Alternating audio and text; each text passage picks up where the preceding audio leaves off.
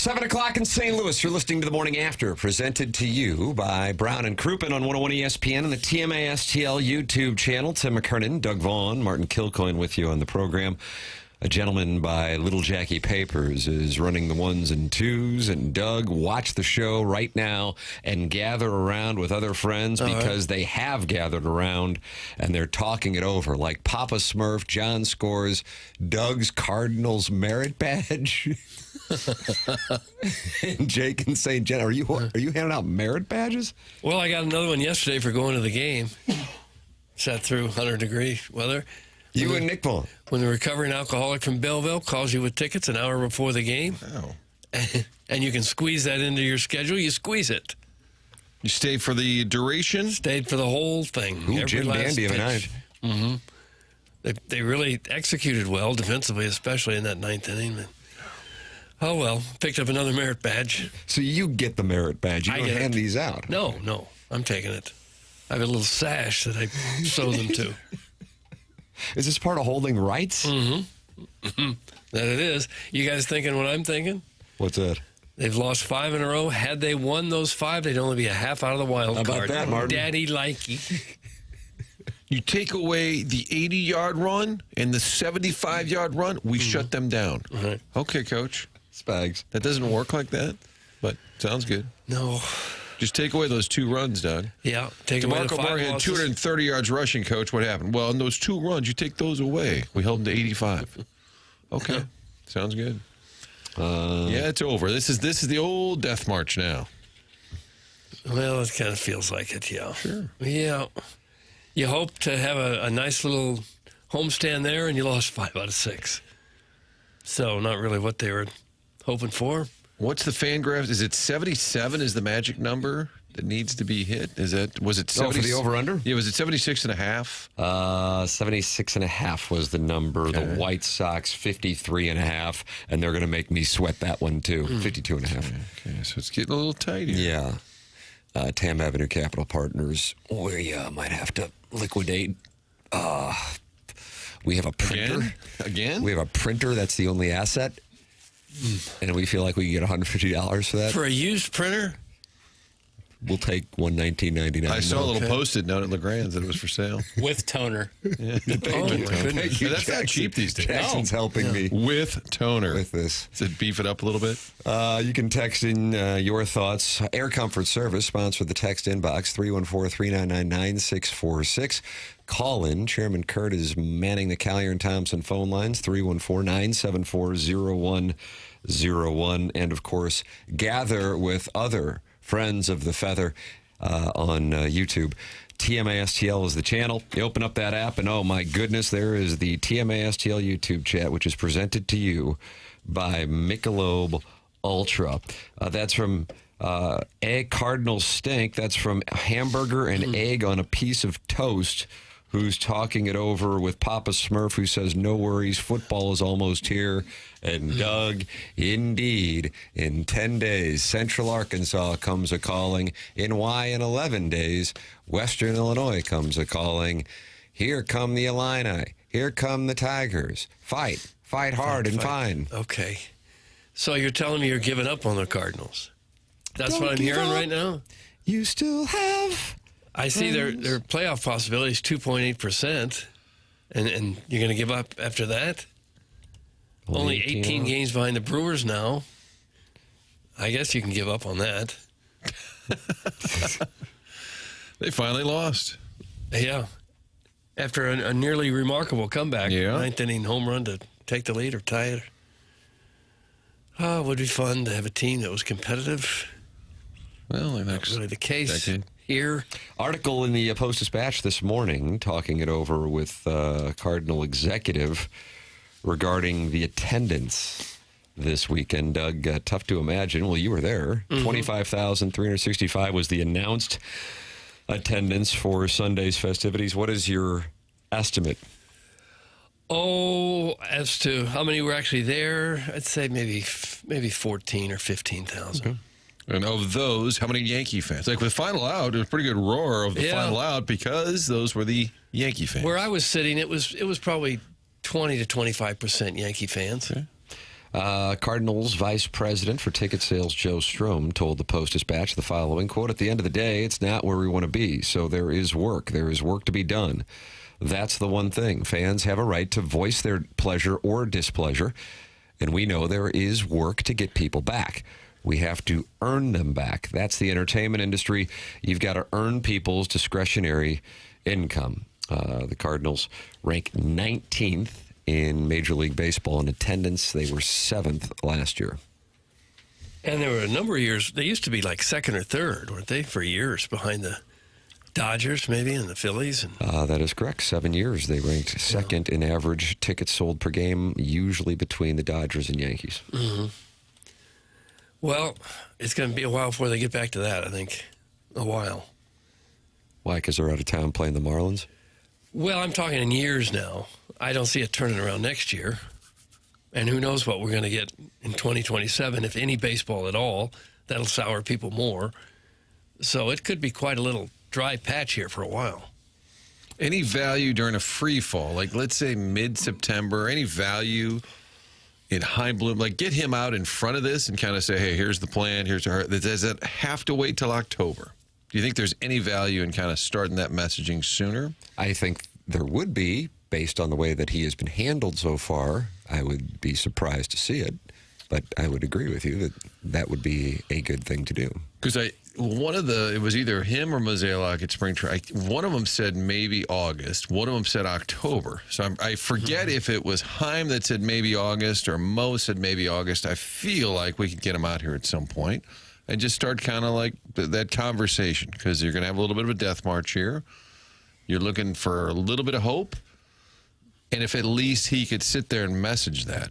But the first question he's going to be asked is about the manager, and that's probably, well, we'll see what happens. So maybe it's pointless. But I feel like your fan base, Joe Strum's point, you got to earn them back. I think they still see a kind of a floundering franchise. Like, where are we headed? What is the plan?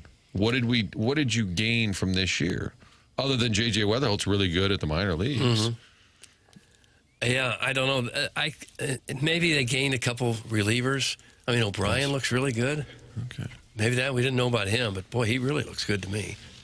What time do the rolling blackouts start in Webster Groves because of all of those inefficient window AC units? Doug, that's from the 636, and it sounds like that might be coming from Cottleville. I think it probably did. Wow. So there's rolling blackouts in Webster Groves because of rolling blackouts. Because of window air conditioning? I haven't seen a lot of window air Webster? there. Webster's got some high-dollar real estate. Not usually associated with window air conditionings, but, you know, times change. That's a good question, isn't it? It kind of knocked us off track. No, it's a stupid question. Oh, well, we're going to need you today, Papers. We're going to need you after this rough Yankee weekend. Papers is coming off another sode of Movie Boy. Right. Gareth. I was at the ball game on Saturday. Look at you. You like the Saturday night tilt, I believe. 6:15 start. Pretty great. Oh, you and Private Citizen Pete went. Yeah. Game took forever. Explosion of offense. Sat behind two, what I would describe as hardo Yankee fans. Where That's probably fun. Well, the Yankee cap in front of me was just drenched in sweat. And probably had been for about 25 years. Oh. Looked like a father and son. Every time the ball was hit out of the infield by the Bronx Bombers, they would stand up like it was, Bobby Thompson. It was crazy. Bobby Thompson. It was crazy. Literally every single time the ball was left the infield. Like a straight-up fly ball to Jordan Walker. They'd stand up? Stand up with their hands up. Oh, gosh. It really bothered me. And there was a whole section, what felt like a whole section of Yankee fans. Do you think these people are just from around here who like rooting for the Yankees? I don't think a whole bunch of people from New York came here for the weekend. They did a little in-game segment up on the Jumbotron of sign this piece of paper, show where you're from. And there was a decent amount of Connecticut, New York and stuff. Really? People showing off. But yes, by and large, I think it's people either from St. Louis or have moved to St. Louis. You think that Jumbotron vehicle was used because they knew there's so many New York fans, or is it a Cardinal thing? Hey, we're from Centralia. Go Birds. I would be surprised if they played the Detroit Tigers on a weekend series and they did the same thing. Yeah. But I wonder if that's a thing where Cardinal fans can say, hey, I'm from Farmington. Go get them, fellas. Yeah, I mean, there was a decent amount of people like writing, Webster. I didn't see any Cottleville, but Staten Island, suck it. Like, okay, thanks. Right. New York is so huge. I'm sure there's people that have left there over the years that traced their roots there and still Yankee fans, or their parents were, so they are now. Don't live very far away, and here's their one chance to see the Yankees.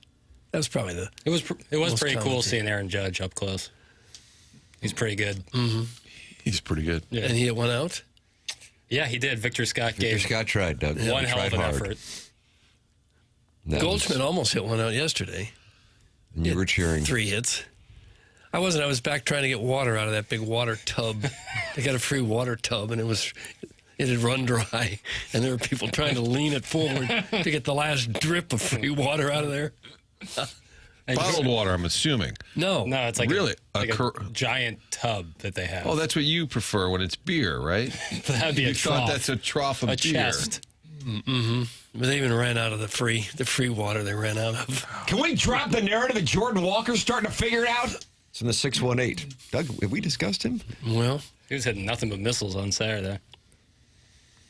Usually right 2 people, but 0 for 3 yesterday with a couple of Ks.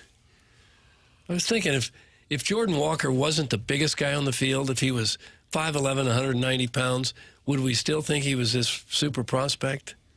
I mean, that's kind of the draw is his raw power. I know, but sometimes we get attracted to tools and size rather than real talent and production. Yeah, I could see that. I think this will be a generational challenge. They might pull back some of the older fans, but myself at 38 and my friends ranging from 38 to 45 all have kids who are 8 to 15 years old, and they have all transitioned to hockey and college football with their interests. With their attention span and the speed of those games, I'm not sure baseball will ever be entertaining to them, especially in person. Doug, that's from Air Woodside. Air Woodside. What does that mean? Air. His first name is Air? E-R. Okay. Maybe that's short for emergency room. Maybe he's see that George he's Clooney. a doctor. He had the Caesar cut. Was that Noah Wiley was in that? Noah Wiley, nice. Juliana Margulies. Margulies. Yeah. She eventually did some real estate deals with Tony Soprano. Yeah, sure did. Okay. Well, it could be. It's hard to draw flies if your team's not competitive and it's 98 degrees outside. That's a real tough stretch. Friend of the show, Louis, says we do the Where Are You From every Saturday game, sponsored by Go STL. So there you go. That is a thing. Not just it's a little more uncomfortable when all the fans are from out of town supporting the opposing team. Is he working for the Cardinals now, Luis? My guy, Luis, yeah, he's there. I believe he's part of this. He has multiple jobs, but he does work down at Busch Stadium. Okay. New York is huge. I'm sure people have left there. Great observation, Doug. Right up there at that time, you said sometimes teams lose and it stinks after the game 7 of Blues Jets.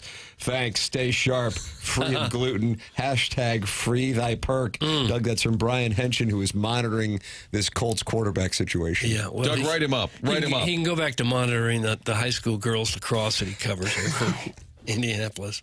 Ruin me. JV. It's gluten-free perk right there. What I'm saying is, I'm sure New York is large enough to have fans in this area where people didn't have to travel from New York to see their team.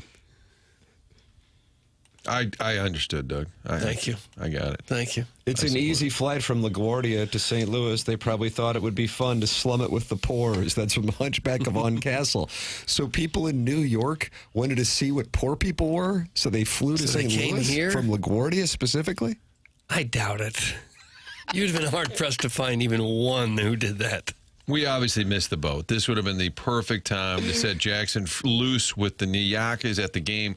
Next time you like to go to the ball games, which is great, can I get you a handheld recorder so you can badger the out-of-towners? To do man on the street? Yes. Oh, this would have been perfect for it.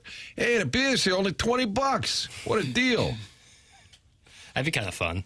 Yeah, Although wouldn't I don't love doing man on the street.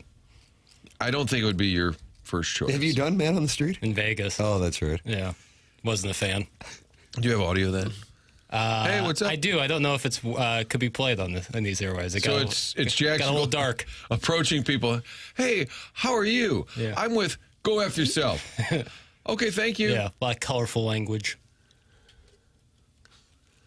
But I'd be open to it, I guess. Would you? Well, we missed it. We missed it. They're not coming back. Let's look for that next opportunity. They'd probably like to come back. Email into the program for the Design Air Heating and Cooling email of the day. That comes up on the Stiefel dossier at 10:45. Brad Thompson with us at 9:30. The morning after at InsideSTL.com. Design Air, the longest running sponsor on TMA. Doug, we're going back a decade, brother. And Sweet Mother of Mercy, was it hotter than the fires of hell this weekend in the St. Louis metropolitan area? But how about this? Can I tempt your tummy with this forecast, Sure. boy? Yeah, sure you can. Friday, high of 85, sunny. Saturday, high of 84, sunny. Sunday, high of 79? You horse plowing me? No, I'm not. Monday, high of 74. Tuesday, high of 75. This is Southern Perfect. California. Yeah. New Yorkers, come back. Yeah. You'll love it next week. It is Design Air Heating and Cooling. You run any issues with your air conditioning, go to designairservice.com and work with the great Seth Goldcamp of Design Air Heating and Cooling. Martin's a client. Doug's a client. I'm a client. designairservice.com. Tim McKernan, Doug Vaughn, Martin Kilcoyne with you on the program. Papers is on the ones and twos. The program is TMA. It's presented to you by Brown and Crouppen on 101 ESPN.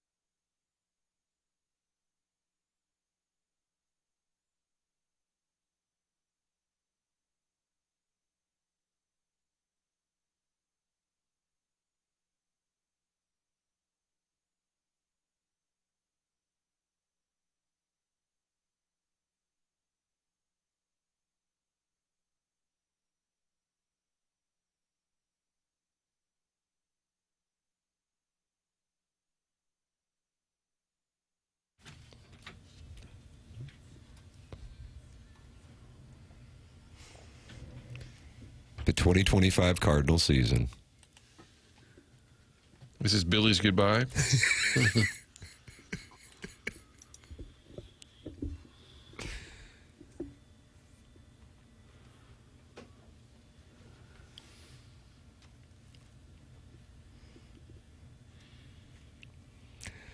Doug, the good news is college football is about to start up. Okay, that'll be fun, hopefully.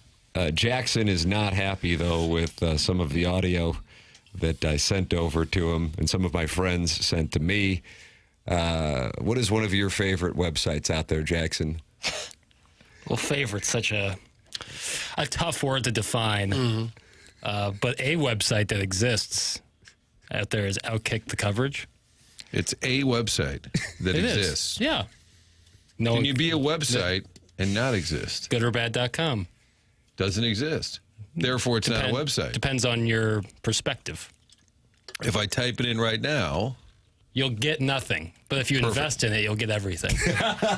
That's how I was duped. sounds like AM Sports Radio. That sounds like a current model. Oh, my gosh. Jackson, what do you consider Outkick? What do I consider Outkick? It's a sports and culture website. All right. Doug, they were having a discussion. I'm familiar with Josh Pate. Yeah, he's very prominent in college football coverage. Is he on Outkick now? I thought he was a CBS guy. I don't think he's on Outkick, no. Okay, so he was a guest on a podcast. Doug, are you familiar with Chad Withrow? I am not. What about Jonathan Hutton? Nope. What about Timothy Hutton? Yes. Ordinary People. Yeah. And then the one, The military school one. Taps. Yeah. Then he was with Sean Penn. Well, This Is Not America, the theme song by David Bowie. What was that one? They were cheating the government and they lived in Central America. His dad used to be in some Disney-type shows. okay, well, this isn't him. Okay. Darn it. So Timothy Hutton does not have a college football blog. Oh, that'd be great if he did. This is Jonathan Hutton, Chad Withrow, and Josh Pate. And Doug, they are not happy that Missouri is in the SEC. Okay. Ooh, it's a fresh take.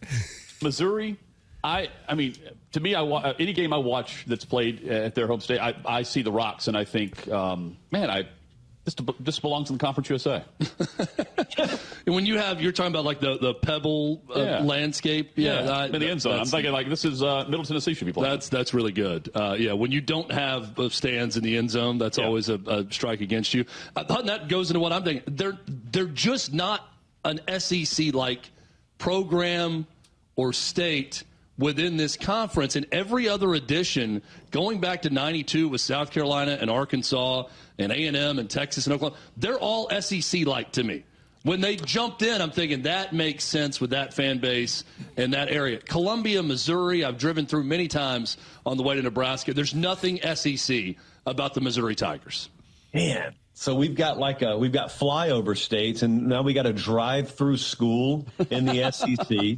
That's sad. I go back to the Rocks. I'm like you guys. I listen to folks talk about Neyland or Jordan Hare or any of these places where you're sitting on metal bleachers and how tough it is. The OU Texas game. Oh, we need to get more luxury areas. Everyone's tired of sitting on bleachers. And I turn on a Missouri game, normally at noon, and I see people are sitting on rocks. I agree with you. The aesthetic, the vibe is not that of SEC. I think there's always room for one of those, and they embrace it. They don't try to pretend like there's something they're not. Oh, gosh. My feelings have been hurt.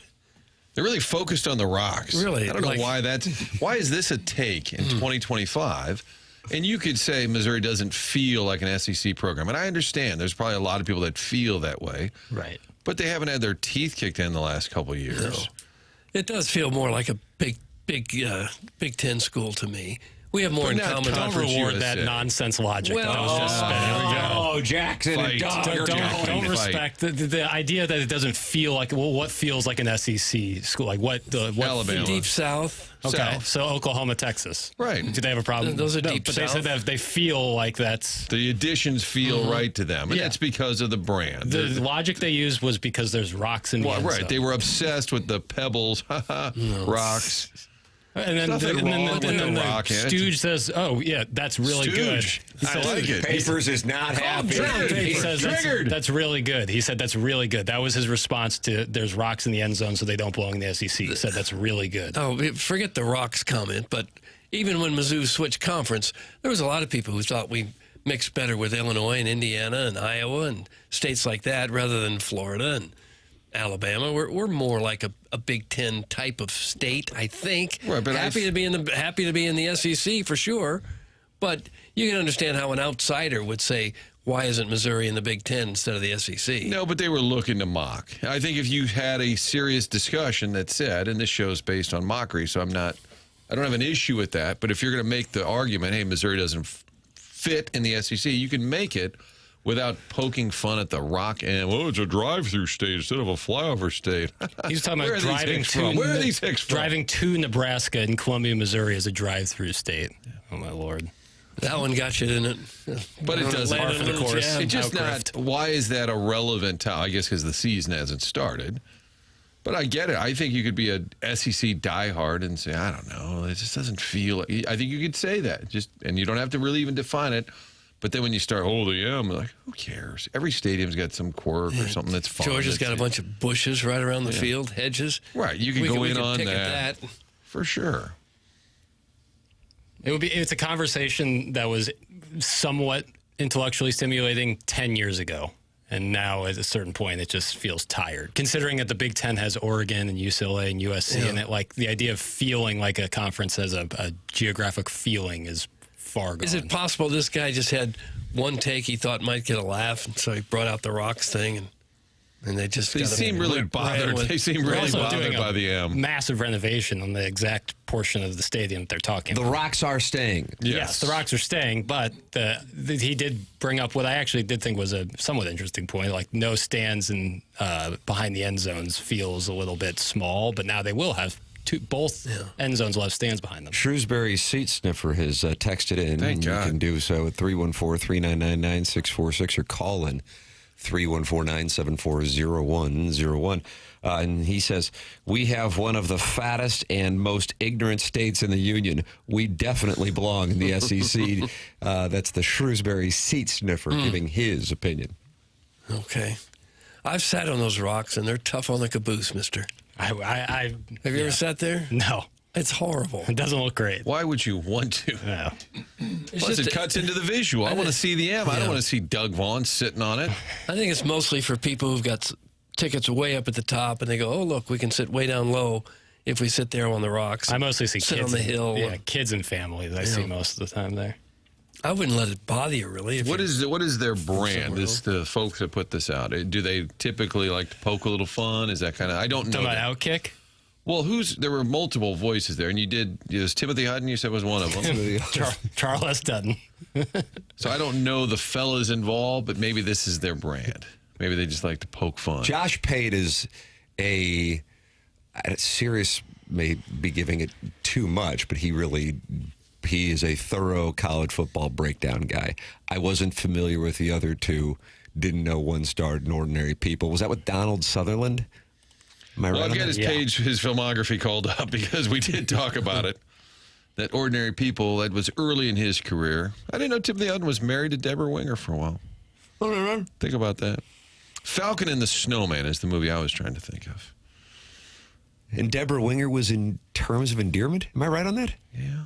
I think so. Best Officer and a Gentleman? Was she an Officer and a Gentleman? Yeah, I think she was big for a minute. She had cancer in that. And then Jack Nicholson drives the car with his feet. Is that Terms of Endearment? Jackson, you would know, good or bad? Yeah, I mean, Terms of Endearment? Is that going to be on Movie Boy with Gareth? At the time, it I was don't know huge. if people are clamoring to revisit 1983's Terms of Endearment. Urban Cowboy, was she in that? Sounds right. Maybe I got that with the John Now I'm on Travolta. her page. Yes, God, Urban Cowboy, 1980. and this all Legal started Eagles. with the rocks. Because these jackwagons are mad about the pebbles in the end zone, and now we're talking about Deborah Winger. It's their fault. Officer and a Gentleman, 1982. Terms of Endearment, 83. Legal Eagles. That was pretty good. Jackson's a little pepper pot this morning. Pepper pot. Why is he so mad someone made fun of his widow walks at his widow stadium? That's from Big Tuft. It's tired. It's tired. But what are you going to do? Mizzou certainly belongs in the SEC more than Vanderbilt, just athletically. Yeah, but they're a founding member. I don't care. Out you go. They're gone. Out you go. They're a founding member. I don't know. It's just like, that's the thing. It's like, it's always the knock on Mizzou. It's like, well, they don't feel like they belong in the SEC. It's like, Does Arkansas belong? that's what I like. It's, yeah, whatever. Mississippi State. Well, it's like a They're religion to good some of these program. people. So, like, when you, I guess, infringe on it, it becomes a problem. What are you going to do? That's why it would be more fun if they would win some of those big games. Win an SEC championship. Go to A&M and play well. Go to Alabama and win. Win some of those big games. I think that would help the narrative. Couldn't agree more. Help the narrative. Don't just stack up wins. Get some big ones. Agreed. Missouri and their 16 ACT enrollment average isn't getting in the Big Ten anytime soon. That's from Illini Greg in Green Bay. Gosh, they just keep coming after us. Now everybody locally is pissing on our team. Well, is this Started guy with these outsiders. Now everybody around here is kicking rocks. Is this guy worried about teams like West Virginia and Central Florida in the Big 12? Do they seem like Big 12 schools? That's what I'm saying. Is like the geographical side of it.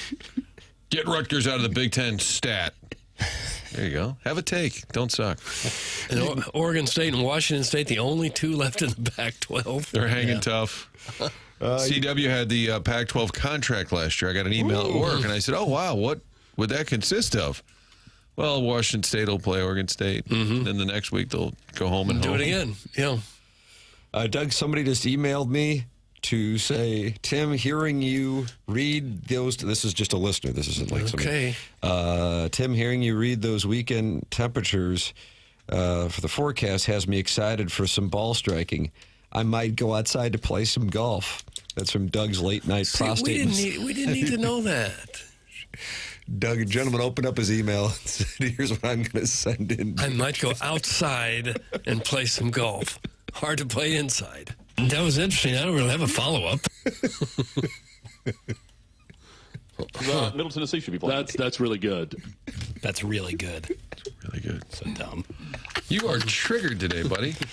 I just have no time for that nonsense. Just that one comment got you about the rocks. It actually says in the Stiefel dossier, 3 gentlemen from Outkick bring up the timeless topic of Mizzou not belonging in the SEC with the airtight defense of rocks in the end zone. Doug, it sounds like the Stiefel dossier had an opinion on the audio. That's the read I had. That was the edited version, too. Got a little more rough. My first When you draft. first heard it, were you just beside yourself? Friday, I feel like this I was, sent that over to papers. Friday. I had buddies sending it to me, and it was in some group text chains. Yeah. And then I sent it over to papers. Oh, wow. And it started his weekend off wrong. Jackson considers Outkick to be a grifter's paradise, though, don't you? I originally, when I put down the name of the audio, it was 3 gentlemen from Outgrift. But What are they grifting? I felt like that was a little strong. Does it make you feel better to know that Chad Withrow is the host of Hot Mic with Hutton and Withrow? No. Hot mic. That's probably the show that Podcast or is this that a is. sports It talk? looks like it's a show that's on Outkick. Yeah, that probably was the show that this came from. Hutton and With Withrow. Josh Pate as a guest. Hot mic. Yeah. I don't know. I just, it's lame to me. It's boring. Mizzou doesn't belong in the SEC. let it go. Let it go. By what rubric? Don't ever use that language on this That's show. what I'm saying. Like, what Are you rubric? flexing that Mizzou education right now by doing that? By what rubric? No, it's, like Mississippi State gets to win 4 games every year, That's and what they I'm get saying. and that they belong in the SEC. Kidding me? Get out of here with that. They're just probably mad that Mizzou isn't another doormat. Do you think Drake has heard about this? He likes to react. Oh, I bet. He likes to react. Oh, I bet. I hope. I haven't heard Jackson this butthurt since Boone County Tech lost to a Missouri Valley school in the tournament last year. Doug, that's from the St. Charles Hermaphrodite, who is leading an investigation into Jackson having a Frank Haith body pillow. Oh, and they're changing the name to Boone County Tech. But if you were to get a body pillow of a former Missouri head coach, why would you pick the shortest one, You want a tall gentleman to sleep with? Kim Anderson. Well, Kim, 6'10", Konzo, tall, Dennis Gates, sneaky tall. Oh, he's sneaky tall? Oh, he is. Yeah, sneaky he's tall. taller than, Taller than you think. Well, because all these guys stand next to all these super tall athletes. And they don't, but Dennis Gates Sneaky is pretty tall, tall. I like It's that. like, what, 6'3" or so? I think he might be a tick taller than me. Yeah. I'd say that's about right. And Kim Anderson, greatest introductory press conference. Nobody expected him to get hired, and a lot of people didn't want him to get hired. And when he got to the mic, he said, I was listening to a lot of radio on the way in about me getting hired. Apparently, I'm old. I'd pick somebody else. God bless him. Alan Dadeville is giving a perspective from somebody who is not anti-Missouri, but is pro-SEC. And, Doug, he cheers for the Georgia Bulldogs. And he says the following. All right. Hope they brought the same energy on Mississippi State. Half of their stadium's a field house-looking building. But, yeah, culturally, it doesn't feel like the SEC around here, and it sucks. That's from Al in Dadeville. Okay. Will it help when we get the Zaxby's? Will that change things? Ooh, but who is saying that Zaxby's fell off? It fell off in Columbia. No, I knew that. Well, it went away, but the quality fell off. Oh, the quality. That's what they were saying. Like 10 years ago, Zaxby's was the bee's knees. Now, Doug, I don't know what's going on. No, now it's Chick-fil-A. Well, these jackwagons have won because now I'm on a site called Good Bull Hunting, and it says the definitive ranking of every SEC football stadium. Oh, what do we have? This was in Doug, this is from Good Bull Hunting. Good Bull Hunting. It appears to be Damon, a Texas A&M. It's the Aggies community. It's one of those SB Nation pages, which I never know if those are AI or... Jackson, is this considered a grifter's paradise? SB Nation? It's always like a fan blog. Okay, well, I think that's what this is, in fact. It's essentially everybody collecting a check in our industry But now. it'll show up in my Google News feed. I'm like, what? This is like a Reddit thread. So they have explained it. Plenty of people have ranked these stadiums, but those rankings are very subjective and based on personal opinion. Granted, this one is ultimately no different. Of course. Again, there's no rubric. The premise. Rubric again, Doug. Second time. Stop using that language. David, how about a little Popeye's chicken? That good for your golf swing? Plenty of people have ranked these stadiums, but those rankings are subjective and based on personal opinion. And I'm thinking, oh, good, this is different. Granted, this is ultimately no different. How can it not be based on But the personal Orlovsky opinion? What else 7, is there? Doug, you like to rank quarterbacks. Dan Orlovsky gives you 7 categories. All right. This one says it's based on size, architecture, setting, atmosphere. Yeah, kind of gray area there. Setting, atmosphere, and name. Name. Okay, this is in 2023, so we're 14 teams deep. What do you think was the least on their SEC? Vandy? Vanderbilt is a 5-star play. That is If it was correct. 2023, at that time, half the stadium was shut down. They're always kind of... Throw them out. The team was changing in a tent next to the stadium. Throw them out of the conference. Next worst, according to Good Bull Hunting in May of 2023. I would have to think Hail State. I'm going to go Arkansas. Uh-oh. If size is important. I'm picking up a read. What Doug. if I told you fake punt? Oh, Kentucky. Kentucky. Oh, yeah. Kroger It Field. feels just kind of generic, Yeah, maybe. I think that's a nice play. They've got Then it's got to be Hail State. Yeah, Mississippi State after that, right? Kroger Field, and then let's see. They should be dead last because of that cowbell thing. I think they've got a tie here. This is an awkward list here. Sorry. Then they've got Reynolds Razorback Stadium. Wow, Arkansas. that kind of surprises me on that one in I think it's pretty comparison to small. Mississippi State. I think it's pretty small. That's what. Mississippi State is next on the list. So we're still going here. We're still alive. All right, with, I think now at this point you're probably going to see our friends, the Fighting Tigers. That number would be my 10, guess. Faroe Field, Yeah. with a giant aerial shot highlighting the Rock M, which I love the Rock M. I didn't go to Mizzou. I'm not a honk like you guys. I like the Rock M. I actually don't like the Rock M. You don't? What's your issue with the Rock M? What in the world? So you're did you mad just at say? that, but actually you agree? Well, I agree that it's What's wrong bad. with It's it? not great, but Wow. it doesn't kill the experience. I'm not like, man, I was going to have a great time at this Mizzou game, but these rocks in the end zone are really bothering Pebbles. me. Yeah. And it's kind of neat that the seniors get to take a rock after No, their last game. that's the What do you goofiest mean, no, part of it that's- all. No, it isn't. You think people are really keeping those rocks? Probably so. I want to get Jeremy Macklin in here today and see if he still has a rock. Well, Jeremy Macklin went on to have great success in the NFL. The guys whose career ended right then, I imagine a lot of them have that rock somewhere in their house. I don't know. What would you tell people? This is the rock from Mizzou. It looks no different than any other rock you can that's what find you tell them. anywhere. That's the rock that came from the M after my last game. No, I think it's goofy. What do you think Good Bull Hunting thinks is number 1? How about the swamp in Florida? No. Brian Denny? No, they had Bryant Denny 6th. I mean, Alabama. if it's an A&M fan blog, I would have to think A&M. No. Kyle Field, number 2. How about Neyland, They Alabama? put Neyland, number 1. Tennessee setting. You're right on the river. You can take a boat. I don't know. But that's good bull hunting, Doug. Okay. Tiger Stadium, LSU. Okay, it's top 5 according to these. I don't know why we're reading it, but Neyland Stadium, Tennessee, best stadium. Kyle Field, Texas A&M, number 2. LSU, 3. Georgia, number 4. And then Florida, number 5. There you go. Mizzou, 10th. All right. So not the worst. No, Does that make you feel better? that's about where they belong. You guys probably read that list in May of 2023, and you've already forgotten. Yeah. We like a good We list. broke it down. We chopped it up old school.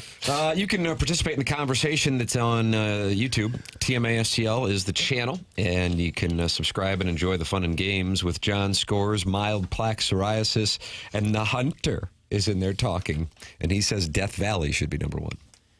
LSU. I'm concerned about the mild plaque psoriasis now. I think I probably would say Death Valley number 1 now that we've gone through the list. Doug, a Saturday night in Death Valley? Yeah, I need to do that before I die. I need to go see LSU play at night, hopefully against Mizzou. Fight Tiger. What's number Big 1 on Tiger. your list to visit? Is it Bama just because it's Bama? I think LSU would be live, actually. I think the Bama mystique is down without Saban on the sidelines. I have to be honest with you. I think if he were still coaching last year, I would have made sure that got down there, but it did not appeal as much. Yeah, I think I would probably say LSU. Jackson, you'd want to go to the Rose Bowl for the sunset? Yeah, but I want to see Missouri play. So I would When they join the Big Ten, you're all set. I would want to see Missouri road game at Neyland Stadium. See if I can escape. You wouldn't do well there because you hate the Vols. I know. Let's see if I can escape with my teeth. You think he get punched? Are they? Oh, I thought they were stealing teeth. Because they were in need of teeth. No. Okay, No. You're afraid you'd get punched. No, I'm not low-hanging fruit. No, because that's There's like a Yankee. Take his teeth. Jackson was think one that's of what those kids they panned to before the commercial break with his face painted and really cares about student government. It's a mild plaque psoriasis, Doug. never painted my face for a Missouri game, never painted my body, government. and never ran for any student office. I didn't really have much of a platform to run on. Get rid of the rocks in the end zone. That could have been it. Yeah. How concerned were you about student government in college? Did you ever have one single second of a thought about it? Generally unaware of the comings and goings. I don't know if I voted in any general Generally elections. unaware. I like that. Yeah. I don't really know how much you can do as a Right. Why would they need student a government of 30,000 students. Tim Deberwinger went to Cal State Northridge. Oh, did you? Wonder, yeah. Larry Hughes' son just transferred to Cal State Northridge. We'll take those calls. Morning, boys. Timmy, can you break down that fantastic chip in by Scotty on hole 17 yesterday? As you were the only one who could duplicate it. Thanks. Oh. That's from the Heiser House Hooligan. Doug, I will be honest with you. I was not watching it live, but I have since seen it. And the man is phenomenal. And if he had a more flashy personality, Or any personality. I think he would. I think he would be appreciated more so. Yeah. But alas, he does not, and therefore the greatness flies under the radar. But I saw LeBron and Patrick Mahomes were tweeting about him yesterday, going off. Sick. 5 wins this year for Scotty Scheffler. You were at the Cardinal game. You probably I were not did not watching see the any BMW. of it, no. That BMW will be in St. Louis next year. Oh, will it? Yeah, At Belle Reve? that's right. Yeah, and then the President's Cup is down the road. That's correct. 2030, maybe? They announce those things like a decade out They do. just to get the hype. I We'll believe get it you is. ready for that. I believe it is 2030. President's Cup is in the non-Ryder Cup years, so it would be even years with the Ryder Cup coming up in a month. And if I am selected, I'm going to need some time off at the end of September. I hope that's cool. In case Mike Ryder or Tommy Madden are listening right now, Tim just submitted over the air. I will request. call in, however. You should just do the show live while playing Thursday and Friday. Would you actually accept a spot on the team if it were offered? I don't think I could carry the ball to the fairway from where they will be teeing off. And that would be embarrassing. I think if I could, though, the place would be up for snatch grabs when I take my hybrid out from 210 while other guys are hitting 7 irons. I just wonder, would you be up for the embarrassment to play alongside those guys with a course full of spectators and international TV? I feel like I've been making an ass of myself from 7 to 10 and now 11 a.m. for the last 21 years. And if I could expand that reach by doing it on a global stage, I think that'd be good for the show. Yeah, I think it would be.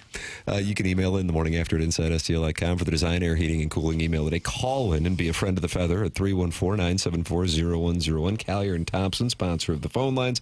And text in 314-399-9646. The program is called TMA. It's presented to you by Brown & Crouppen on 101 ESPN.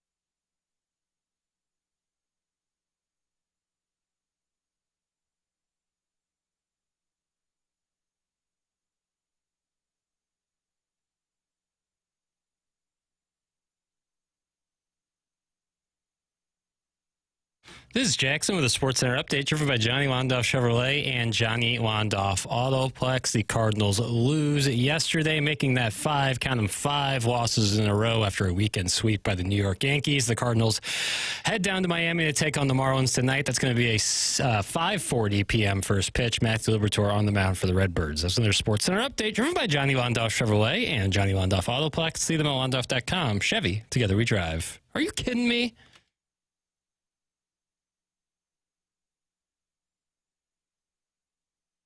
What you got for us, SEC? No cred, no props, what'll it be? Try to hold down those tiger paws. We'll smack you so hard you'll be eating with a straw. Go ahead and keep putting us down, but just look out, we coming to your town. Ain't gonna be there for a social visit, gonna smack those chops. Yeah, boy, hit it. Oh yeah, boy. Smack those chops. What did that gentleman just say there? Smack those chops. Doug, smack those chops. Who are we talking about here? Tigers. Oh, it's the Tigers. This is Jackson's response to Outkay. Smack those chops. Can you decode that for me? Like the Tigers are smacking their chops at their competition. Don't you lick your chops? Well, if you're so ravenous like the Tigers, instead of licking simply won't suffice, Yeah. so you have to smack. Oh, okay. Clips that off.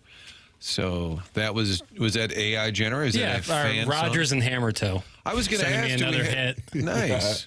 Between him and listener Mike, it's just a treasure trove over here. I was going to ask if we have any Mizzou workups. Yeah, we have one from a year ago, and now this is the new one. Well, Fight Tiger beat Central Arkansas. Smack those Fight Illini beat Western Illinois.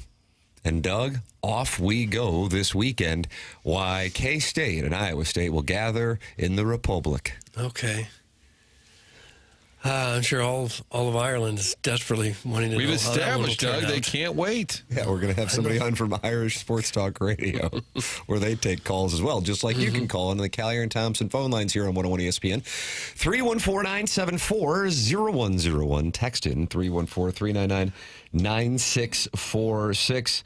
And you can also email in for our Design Air Heating and Cooling email today, the morning after at InsideSTL.com.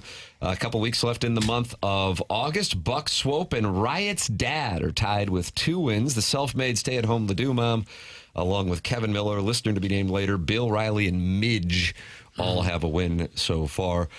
Email in the morning after at InsideSTL.com. Watch the program and talk it over with other TMA listeners.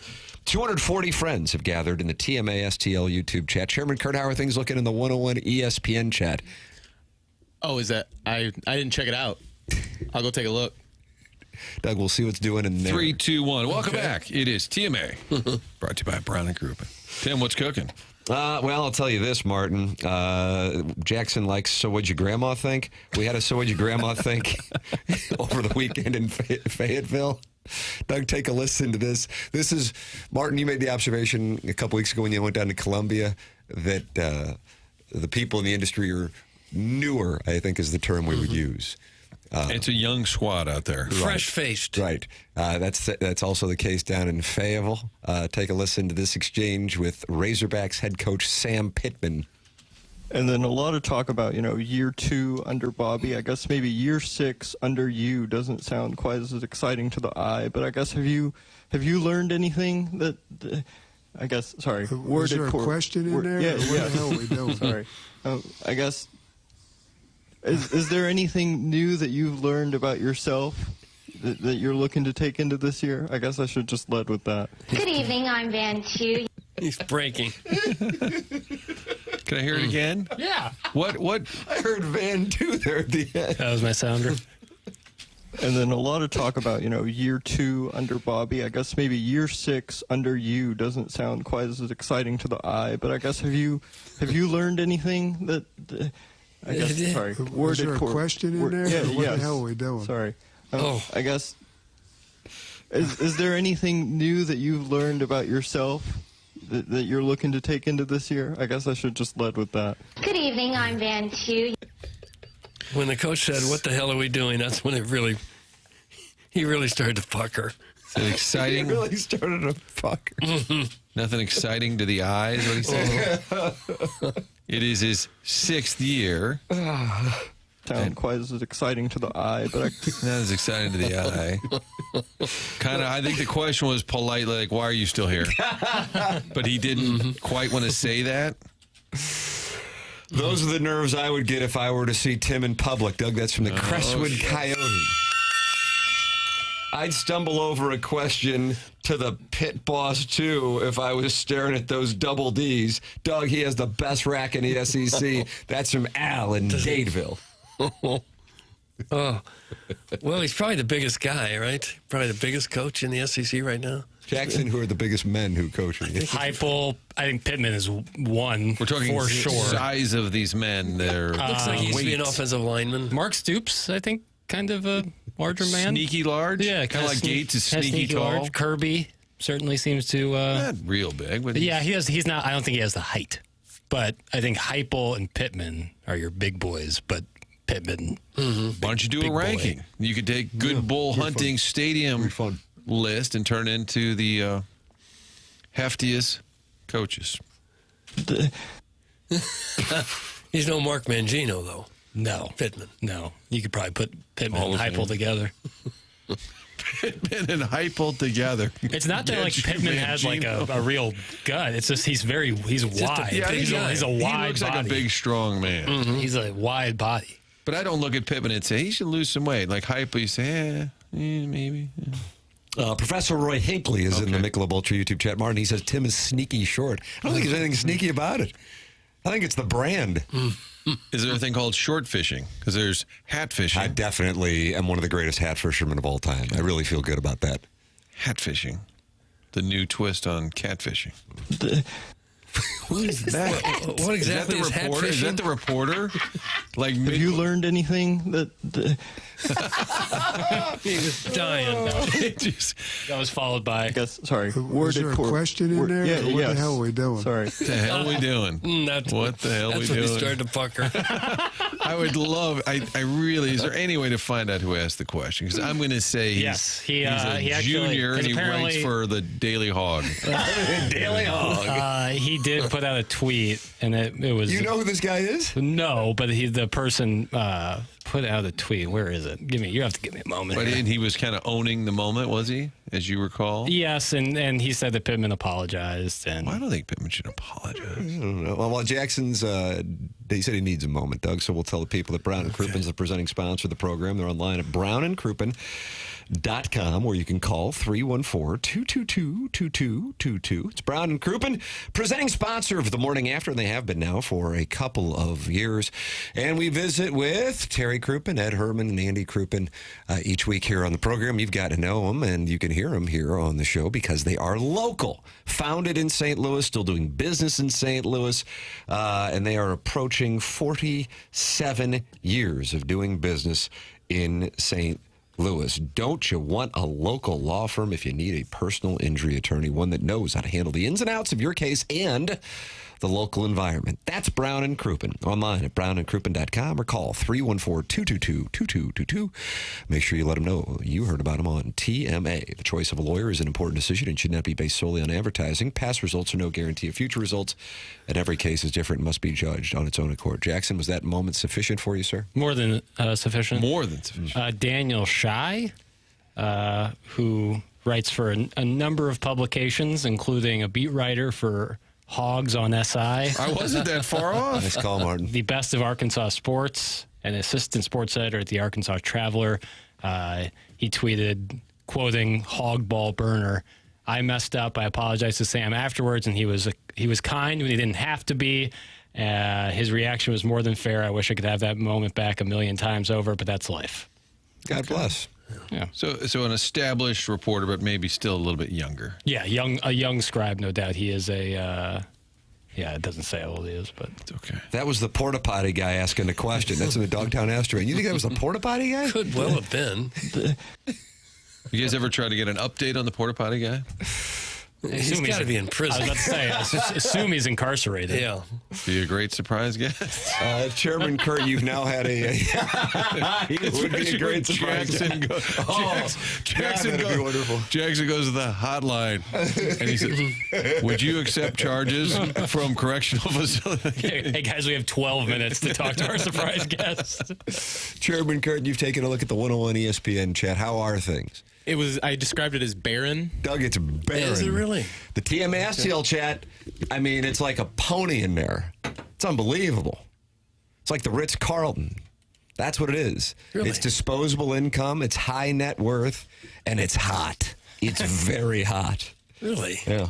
Michelob Ultra sponsors it. I mean, there's 234 people in there talking, including the Crystal City Liquor Man, and Jake and St. Genevieve, and Lex Luthor, and Tanner Skidmarks, and Mild Plaque Psoriasis, and MD 2020. They're all in there talking to the hunter. I just hate to hear about the fellow's mild plaque psoriasis. Yeah? I'm not sure what it is. It's like a skin issue. Skin rash or something? Can we treat it? Where's the plaque? I'm sure that's all part of it. Okay, well, I'm concerned about him. I'm sure he'll be all right. Guys, how about an update or a surprise guest from the guy whose career ended right in front of Van 2's eyes? That's from Man Bay 2004. AJ Clemente? Doug, that was AJ Clemente making his debut. Was that South or North Dakota? Either way, he had just signed a long-term deal. Very lucrative as well. 7 figures. And for whatever reason, he was frustrated as the program began. Martin AJ was working alongside Van 2. And that's not a reference to like a microwave live truck. No. The woman's name was Van 2, which is kind of uncomfortable in the TV business. Somebody at the assignment desk invariably goes, all right, Van 2, out the door. Here you go. You're watching the NBC North Dakota News, your news leader in high definition. Gay. It's a bad way to start a career. It's not a good way for your first words of your career to come out. But didn't she ask AJ a question? No, came the heavy voiceover guy, and then the first thing you hear of AJ Clemente is... Right, but she goes, AJ, tell us about yourself. Oh, after He after was from that. the East Coast or something. Yeah, he was just stand up there. Is that audio available? Yeah, I can grab it. I thought he was from West Virginia. There's some reference to West Virginia. I mean, Martin, I'm telling you, it's another surprise guest waiting to happen. Wow. If you could have Might be available. And AJ Clemente and Van 2 What on. if John Hamm said, sure, I can do next week? I'm like, this is kind of awkward, but Porta Potty guy called me back.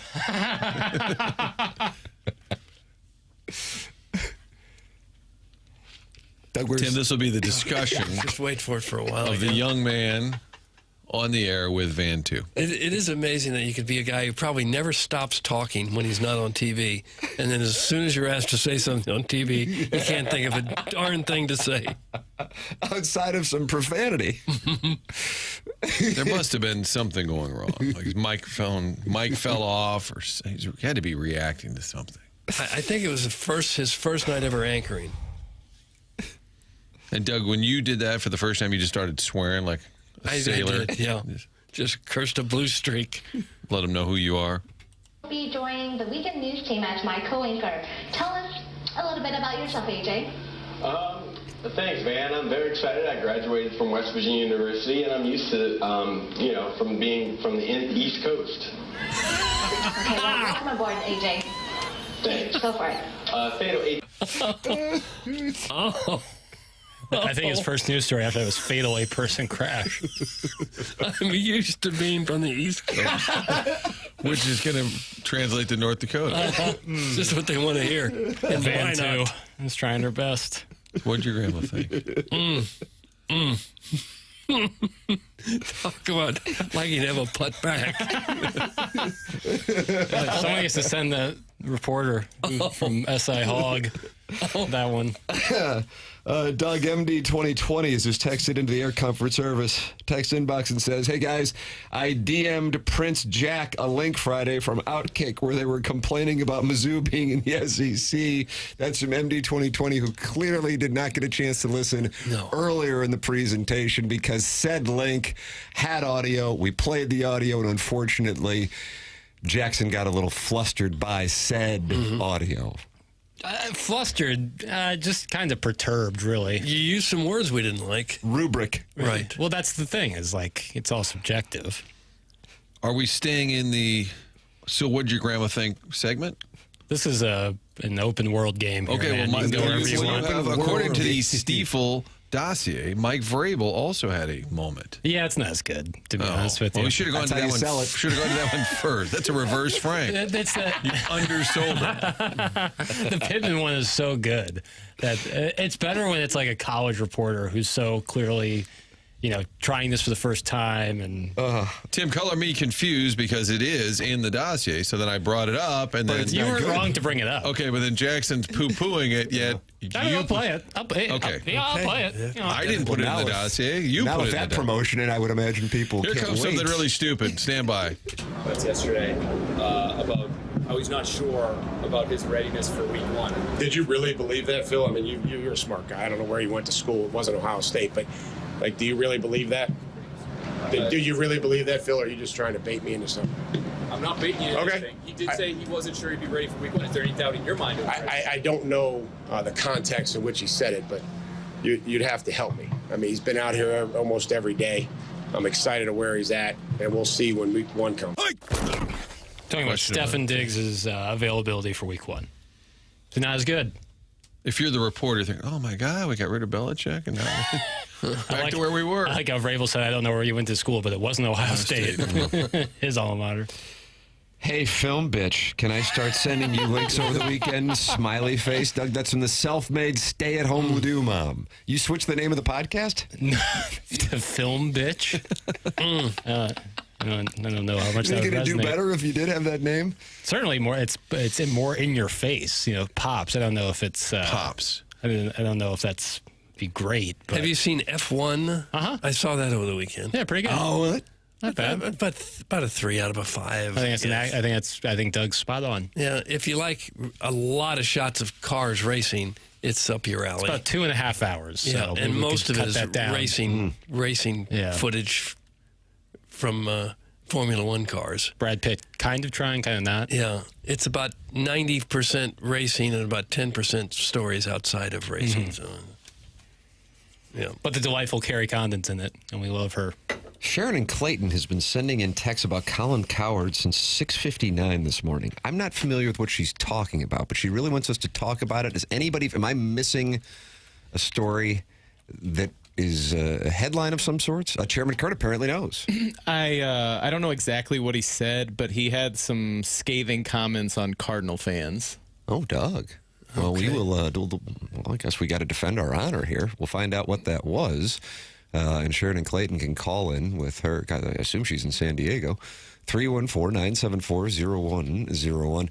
We'll have that coming up on the program, as well as Brad Thompson joins us at 9:30 on the Stiefel Dossier, plus the Design, Air, Heating, and Cooling email today. This is TMA, presented by Brown & Crouppen on 101 ESPN.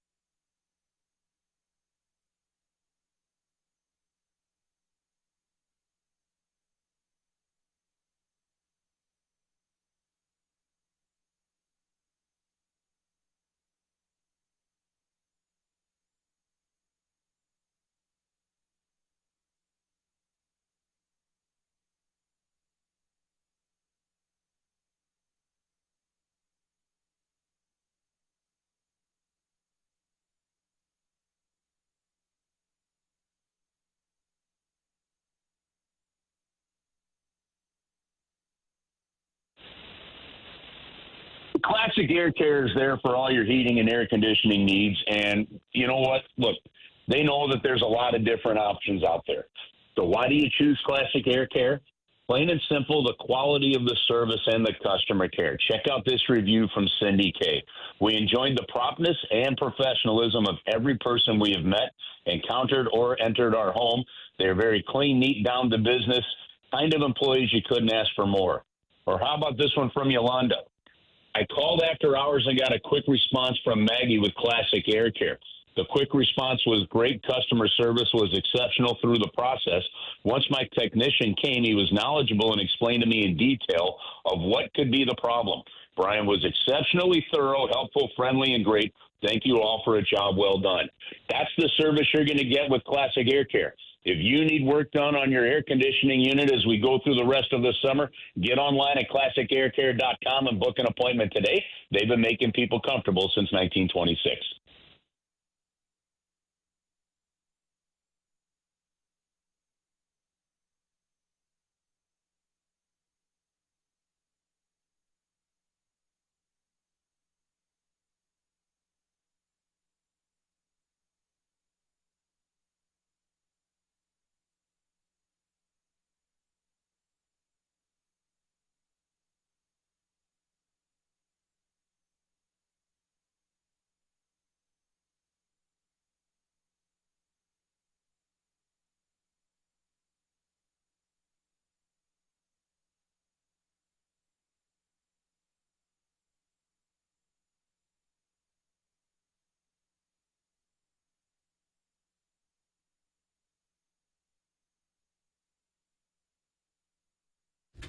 It's TMA 101 ESPN. Fisher Window and Door Store is the sponsor of our 8 o'clock hour here on the morning after.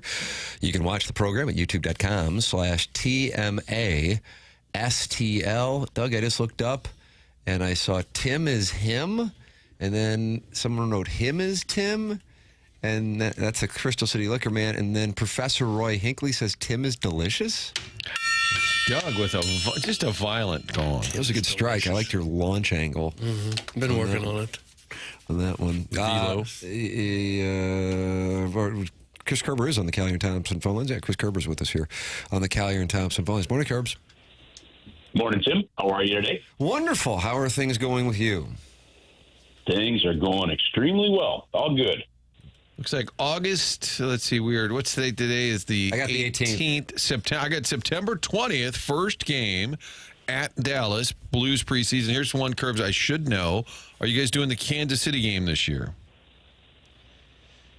Gee, I should know that too, but I don't. Sorry, I don't know. I was just looking at the schedule. I have no idea. I know that they go over there. They like to play over, not always at the Sprint Center. Doug, what's the other one they play at? That's not right Kemper, off the highway. Cable Dahmer. Yeah, Cable Dahmer. Arena is where it is. It's the home of the Missouri. By the way, so there was a young man there, Joe Benson. Is the kid that was doing play-by-play for the Missouri Mavericks the last couple of years, and he actually came into St. Louis when my dad passed earlier this year, or it might have actually been when I was out with back surgery. One of those two messes that I went through this past season, and he came in and he filled in with Joe for me for a game, and the good news is he got promoted, so he's moving to Utica. And is going to be doing games now in the American Hockey League. So always cool when you get to see somebody jump from the East Coast Hockey League to the American League or move up, and neat to be a part of it when that happens. So that's a cool story from our trips out to Kansas City. Good for him. It looks to me, I like logistics. It looks like you're going to Dallas in September, then Columbus, and then it looks like Enterprise. So there is no Cable Dahmer that I can see on the schedule. No, and you know what? They So this will be the last year of this kind of preseason. Because starting next season, when the new CBA kicks in, the one that they've agreed to make sure that there's no work stoppage, the schedule is going to change. So it's going to go from 82 to 84 regular season games, and they're cutting down on the preseason games. So there will only be a total of 4 preseason games starting next year. Well, a year from now, not this upcoming season. So this will be which is great. Well, the Blues have in the past have had as many as 8-9 preseason games, and while it is a good opportunity for Doug Armstrong to see more of the prospects in the organization and things along those kind of lines. You get to the point where by the time the last preseason game is done, you're 8 or 9, you're calling back up a bunch of people you sent down to the minors, and the game has pretty much no meaning whatsoever of any kind. So I'm looking forward to those changes a year from now on that one. One of the best things about hockey, though, is they practice for about a day and a half, and then they start playing games. I love that. Well, yeah, I mean, that's because the guys have already been in town for a while, as we talked about last week, or they will have already been skating around for a little while. But yeah, a lot of times you'll have your physicals.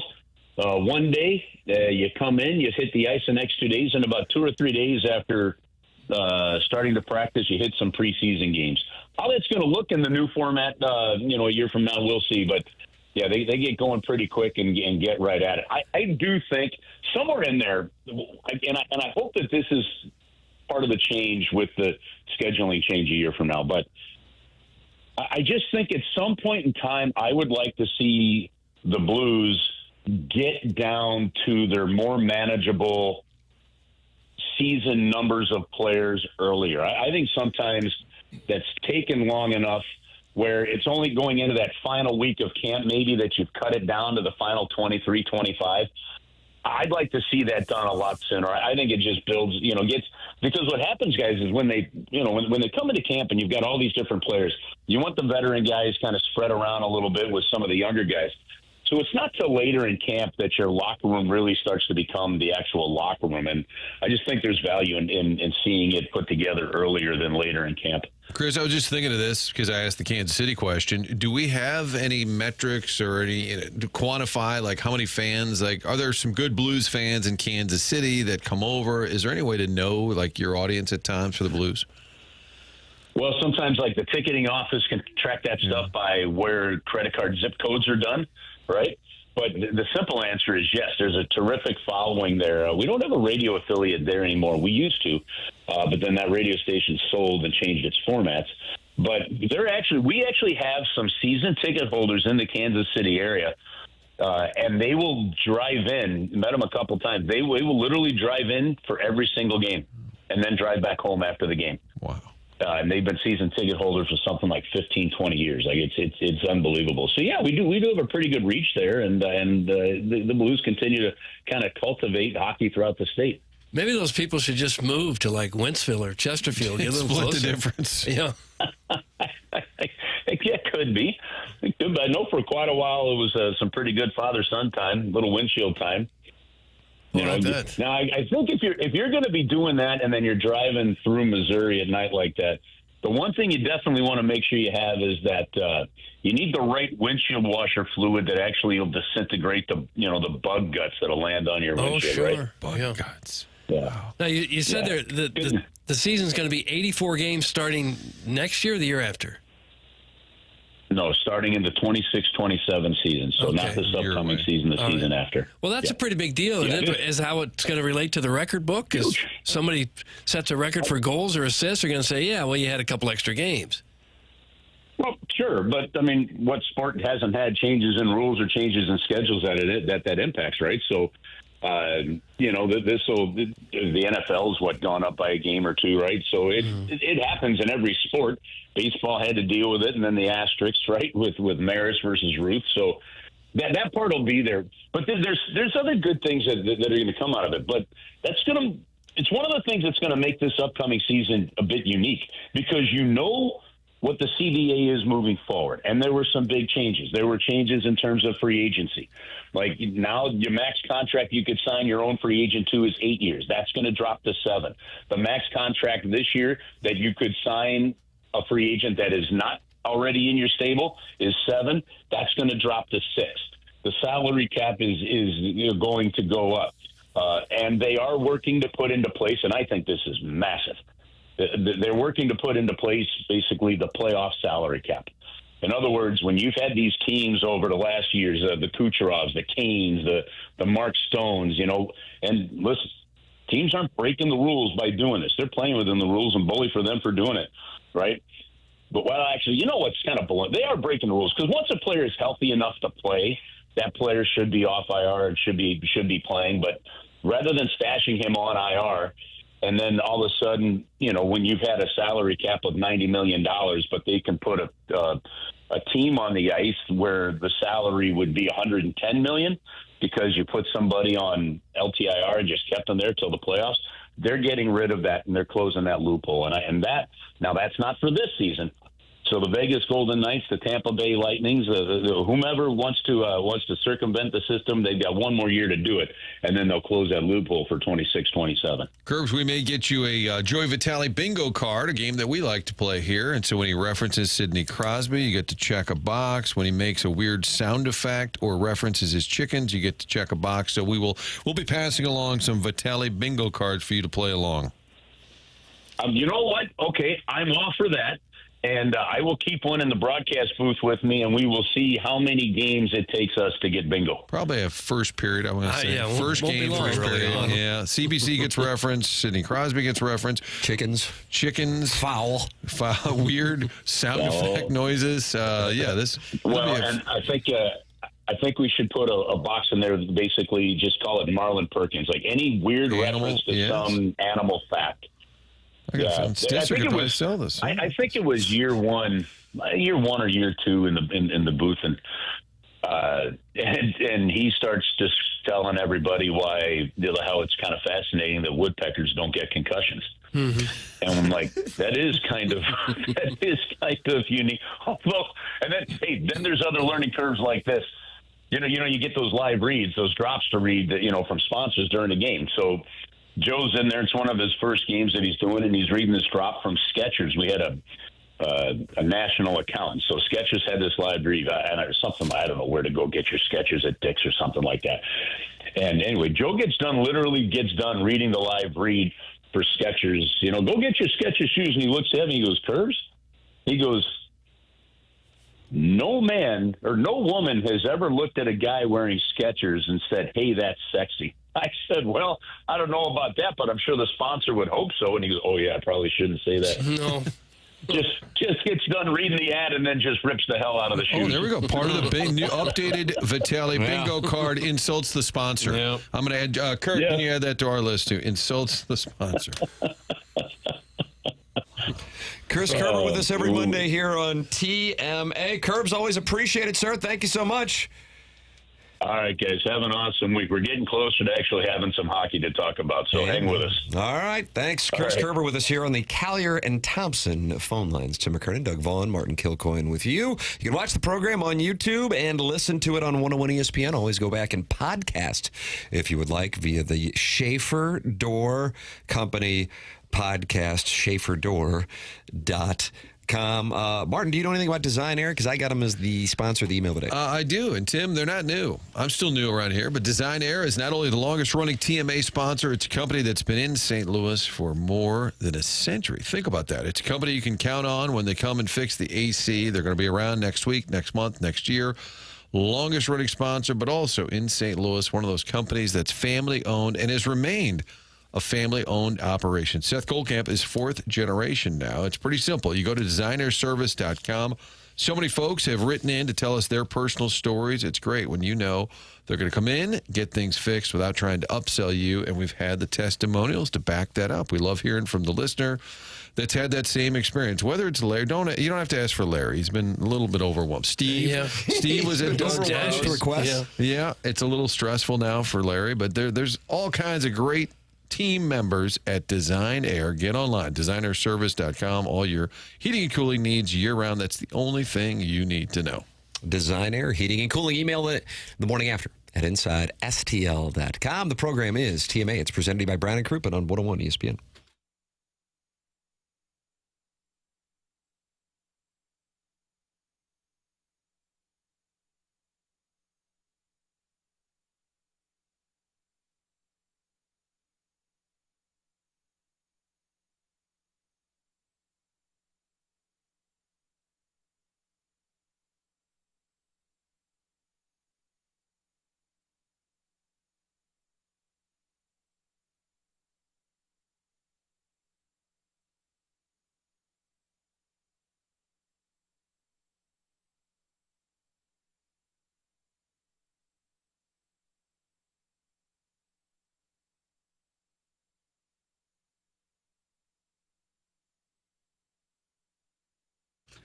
TCU is the hometown home loan provider, Together Credit Union. Saw their main headquarters the other day when I was down at the brewery for that Jason Mott event. TCU's got a wonderful office right there. That's how it all started. Eagle Credit Union. They've grown into Together Credit Union all around town, 14 branches. And when you're ready for a new mortgage or you're going to update things, whether it's your first home, downsizing, sizing up, maybe a second mortgage, Together Credit Union there for you. They've got the community contributor loans as well for our first responders, our teachers, community credit. Community contributor mortgages are one of the many things available there. Fixed rate, adjustable rate, conventional jumbo loans. They've got it all. They even have specialty loans, as mentioned, for our community contributors. Together Credit Union knows it's a little complicated. They make it easy, and it's all in-house. Love hearing that. Everything done right here in St. Louis. Together Credit Union has the experienced team. Just remember, Together Credit Union is your hometown home loan provider. Just go to the website. Find out the rates. TogetherCU.org. Here's to making St. Louis your home. Together Credit Union, federally insured by NCUA.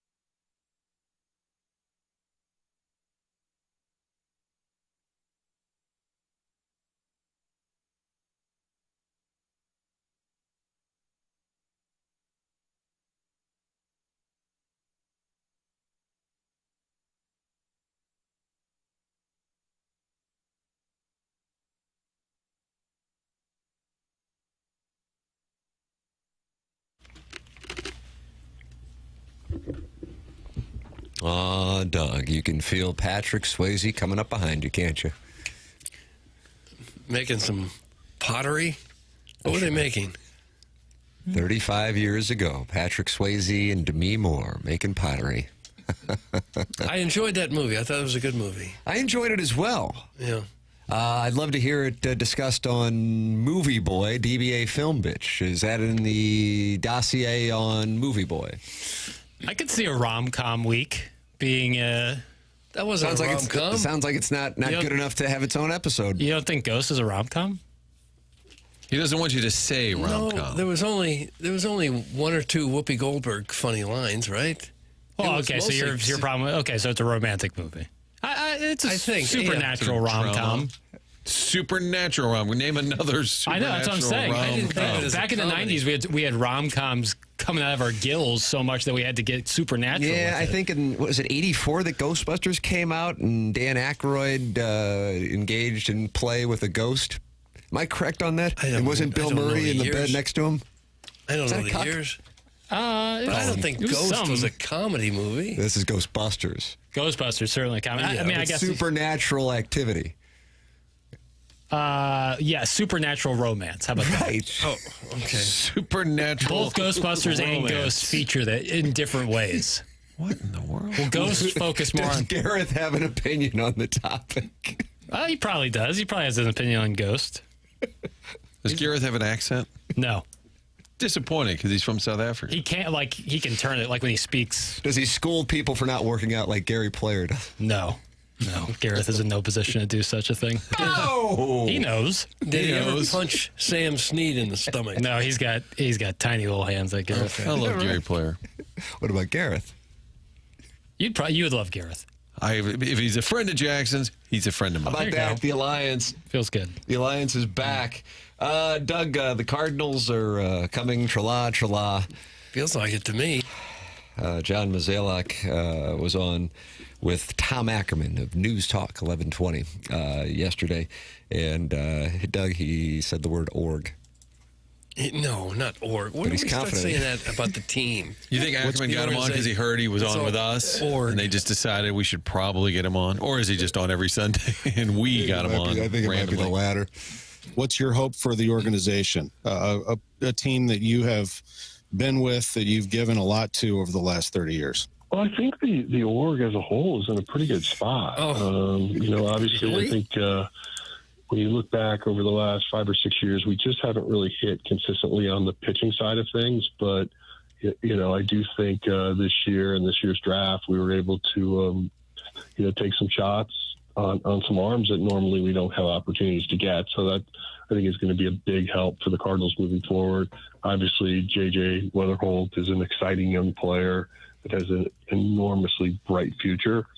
So you combine all of that, and you can see why people are excited about what's going to happen for the Cardinals. So, when you say what I hope for to see, I hope to see that, we can continue what we've really done over the last 30 years. I mean, there have been a few blips in the radar for sure, but, I think with this ownership and what we have coming in the pipeline, it has a bright future. Doug, you didn't like the org thing. No, I don't know why you would say that all of a sudden. Because you're in a hurry. You got a lot to get to. You just say org. It speeds it up. Or team, maybe? Well, I think the org as a whole is in a pretty good spot. You're more bothered. Are you more bothered by the org or the fact that they think they're in a good spot? The whole sentence really concerns me. Let's extend the complaint beyond org. Does anyone else think the org is in a good spot right now? Because a good spot would indicate maybe there's hope around the corner, right? Yeah. There's either current momentum or soon-to-be momentum. That would be a good spot to be in, either currently or soon-to-be. And it doesn't feel like either of those is. Yeah, it seems to me the org is in a horrible spot. Horrible spot. Yeah. So what if he would have said that? Would you have been at peace with it? Because he's still saying org, but now it's a little more. I think I would have agreed with it. It would have softened the blow. Him saying org would have been okay if he had said, well, Tommy, the org is in terrible shape. Okay, interesting. I understand him trying to put a positive spin on it, that anyone would in his position. But when you've lost your fan base, your team is falling apart, and you got a bunch of veterans that you can't trade to make room for young players who aren't there anyway, except for one or two. To me, that's not a great spot to be in. Good morning. But what do I know? What are you basing that on, Doug? The org is in the worst spot I can remember, and I'm 39. That's from Harrison's brother, Master. He's only 39. I kind of pegged him as being a little older. Yeah, I understand that. Okay. I understand that. I don't know how the org could be in a much worse spot than it's in right now. The fan base has turned apathetic against it. You got one player who looks like he might be a star in the minor leagues. I don't know about any of your other players, young ones, if they're anything other than just guys. I don't know. Hot takes. Yeah, this is a hot take that I'm coming up with now. I don't feel bad for Chaim Bloom. It's a well-paying position. It's a great job to have. I don't know what he's going to be able to even message that's going to appease people other than, hey, I'm not Mo. Okay. What's up with Walker? What's up with Gorman? What's your pitching look like next year? What's the plan? I don't know that you can... I don't know. There's a lot that can be said that's going to win people back immediately. You think they might shake up the coaching staff to try to get new people talking with some of these young guys, see if they can get them turned around? Yes, I think that is live. I would think so. And the Ollie question is hanging I also out think there. there's I'm sorry, Martin. I also think there's a chance some of the guys might just say that's enough. Because you do have some guys who played big league ball who might be like, yeah, I don't need this. You know what I mean? You mean guys who wouldn't want to coach? Correct. Would want to step away. Maybe I'm off. I don't know. I don't know. Who on their staff played a lot of big league ball? John Jay, Daniel Descalzo. Well, yeah, those two. But they're just getting started in coaching. Right, You're getting owned right now. They might. I don't think Charlie Marlowe AI. Those two are just starting. I don't think they're going to quit at all. But this hasn't been a real fun existence. You know, John Jay's gotten the delight of the Marlins and then the Cardinals magic. Daniel Descalzo, I could see him stepping away. Maybe not. Listen, this is 100% speculative. I haven't had a conversation with either one of them. But if the Cardinals want to change it up, I could see those two being like, yeah, I've got whatever, sitting in our portfolios. I'm good. Yeah. I think the first question is, what do you do with the manager? And if you're Chaim Bloom, the prevailing thought would be you get, quote, your guy. Or you say, hey, it's time for a fresh start. But with the lockout looming, and I know Mozeliak's on board with Ollie. I think the DeWitts are too. I think Chaim might just postpone that bigger decision for a year. Let's just kind of go to 26. We're still kind of in this learning mode of what we have. Nothing. I mean, you can't say we're not going to be any good next year, but they kind of, I think, know that. So they might just roll it back. I don't know. I'm not sure. I've wavered on that. I think the last time we talked about it, my theory is now that Ollie will return. Kitty Bates has this theory in the Michelob Ultra YouTube chat. Martin, see what you think of it. I was hoping to hear from Kitty Bates. Kitty Bates. That's the name of your cat, Jackson? If I were to have a cat, it would be Caddy Bates. But Caddy Bates. Kitty's cute. I remember Buddy Bates was the longtime equipment man. He says he talks like the guy who's a middle market insurance broker but spends enough time around successful people to pick up the business lingo and uses it to sound smart.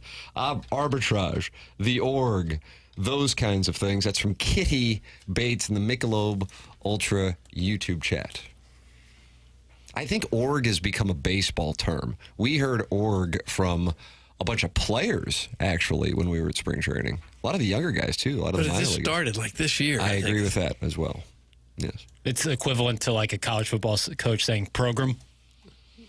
Tinkle was always a program guy. From the moment he got to St. Louis in an interview the day after he was hired in Columbia, I remember he never talked about the team. It was always about you got to build a program.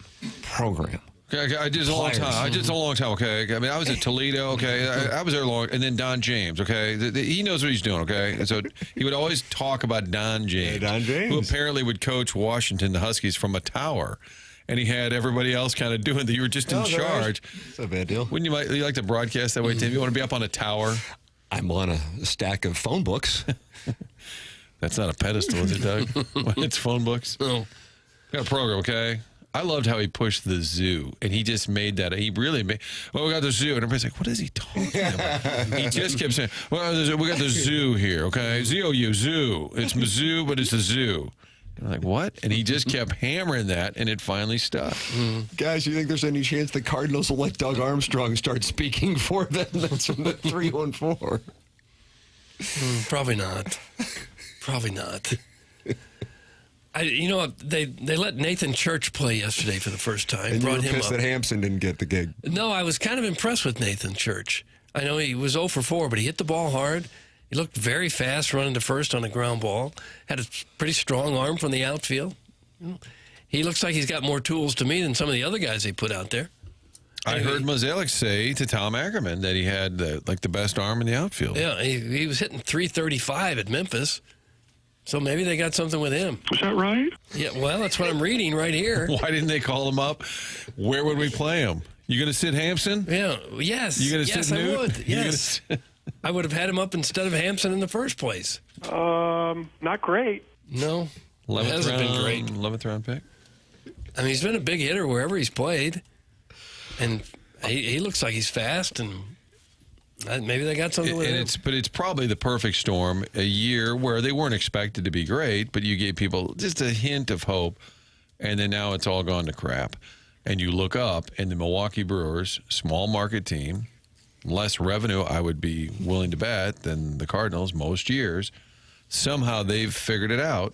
They lost their high-priced star manager, and they've traded away some big pieces over the years. Devin Williams is gone, Josh Hader's gone. Somehow they still find a way. I think that comp right there, their org seems to be in a good spot. I don't like the word org.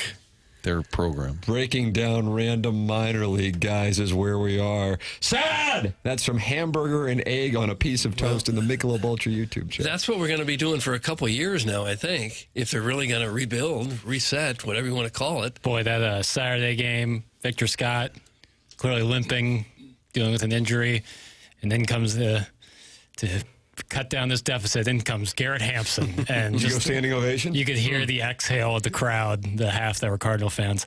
Just, man, this I really guy, don't get it. 151 batting average on 87 plate appearances. You're just like, oh my god! I was screaming, "Where's Pozo? Where's my boy? Another catcher. Where's Pozo?" Did you go and have some libations afterwards there, Pappas? No. Really? No, I was playing golf. Saturday early. night, you're out with Private Citizen Pete? Playing golf early yesterday. Where'd you strike the ball? Played at Aberdeen. Good track. Is that a links style? Mm-hmm. Good track. It's off of 44 Don't say and track. One of those exits there, It's one of those exits too. Yeah, but I never get there. Yeah. Is it Lewis Road? Yes. That's Peevely Farms is on Same there. area. Same strip? That Crescent and Peevely are all kind of the same area there. And you shot 85 something with the wind at Aberdeen, Doug. It's always windy at those links courses, and Jackson's ball flight was not able to pierce it. Too spinny. I actually played pretty well. Oh, yeah? What'd you shoot? 5 over 77. Wow. Wow. Somebody's trending. Playing well. Wow. Huh. I got to get my gin fired back up. Sure, I was about to say, let's make sure that score's been entered. I have to reestablish my card that was on the gin account lapsed, and so I have to. It's effing August 18th there, huh? I haven't been playing any matches where I've play anybody for money, so I haven't felt the need. But you know what? I'll do it because I don't want to be a bagger. Although I'd say 77 is my ceiling. But you know what? I'll do it right now. So Doug, this guy's not entering his scores. I haven't entered in scores in a while. You bring a change of clothes after a round like that? You're just sweating through everything. Playing so early, no. I can entered a score since March. Wow. Yeah, that's accurate. Wow. I'm not hiding from it. I told you my card. How you wind up in the river? I was playing to an 8. There was no way I was an 8 in May and June. I've been helping people, not hurting them. Now I'm playing pretty well. So. And people get thrown in the river for fudging their handicaps? Oh, boy, I don't know. I think they're usually tended to before they go into the river. Like legs broken? Then they're sent into the river. That's first you get your legs broken. Yeah. And then if you still continue to do it. The river is more storage than anything, you know? Storage. Wouldn't Barge guy have an answer to this? Yeah, does he? Oh, there goes another golf guy who lied about his game. There goes, floating on down to New Orleans. 274 friends have gathered at the Michelob Ultra YouTube chat. Thank you for gathering, friends, and watching the show and talking it over with Cardinal Cowboys Pontoon. Mild plaque psoriasis is very, very active in there today, along with Rockio's hostage negotiator, RBSTL, and Lex Luthor. You can get in there and talk it over with them as well. Brad Thompson coming up on the Stiefel Dossier. The program is TMA, and it's presented by Brown and Crouppen on 101 ESPN.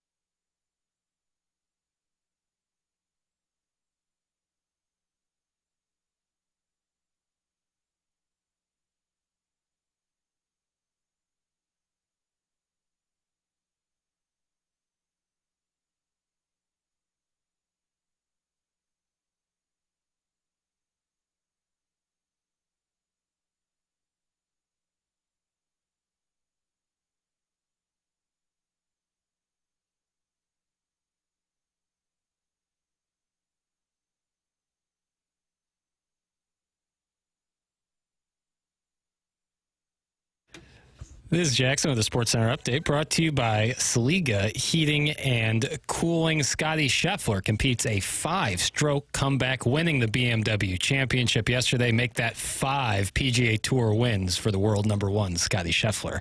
That was another Sports Center update, brought to you by Saliga Heating and Cooling, a Daikin heating and air conditioning dealer.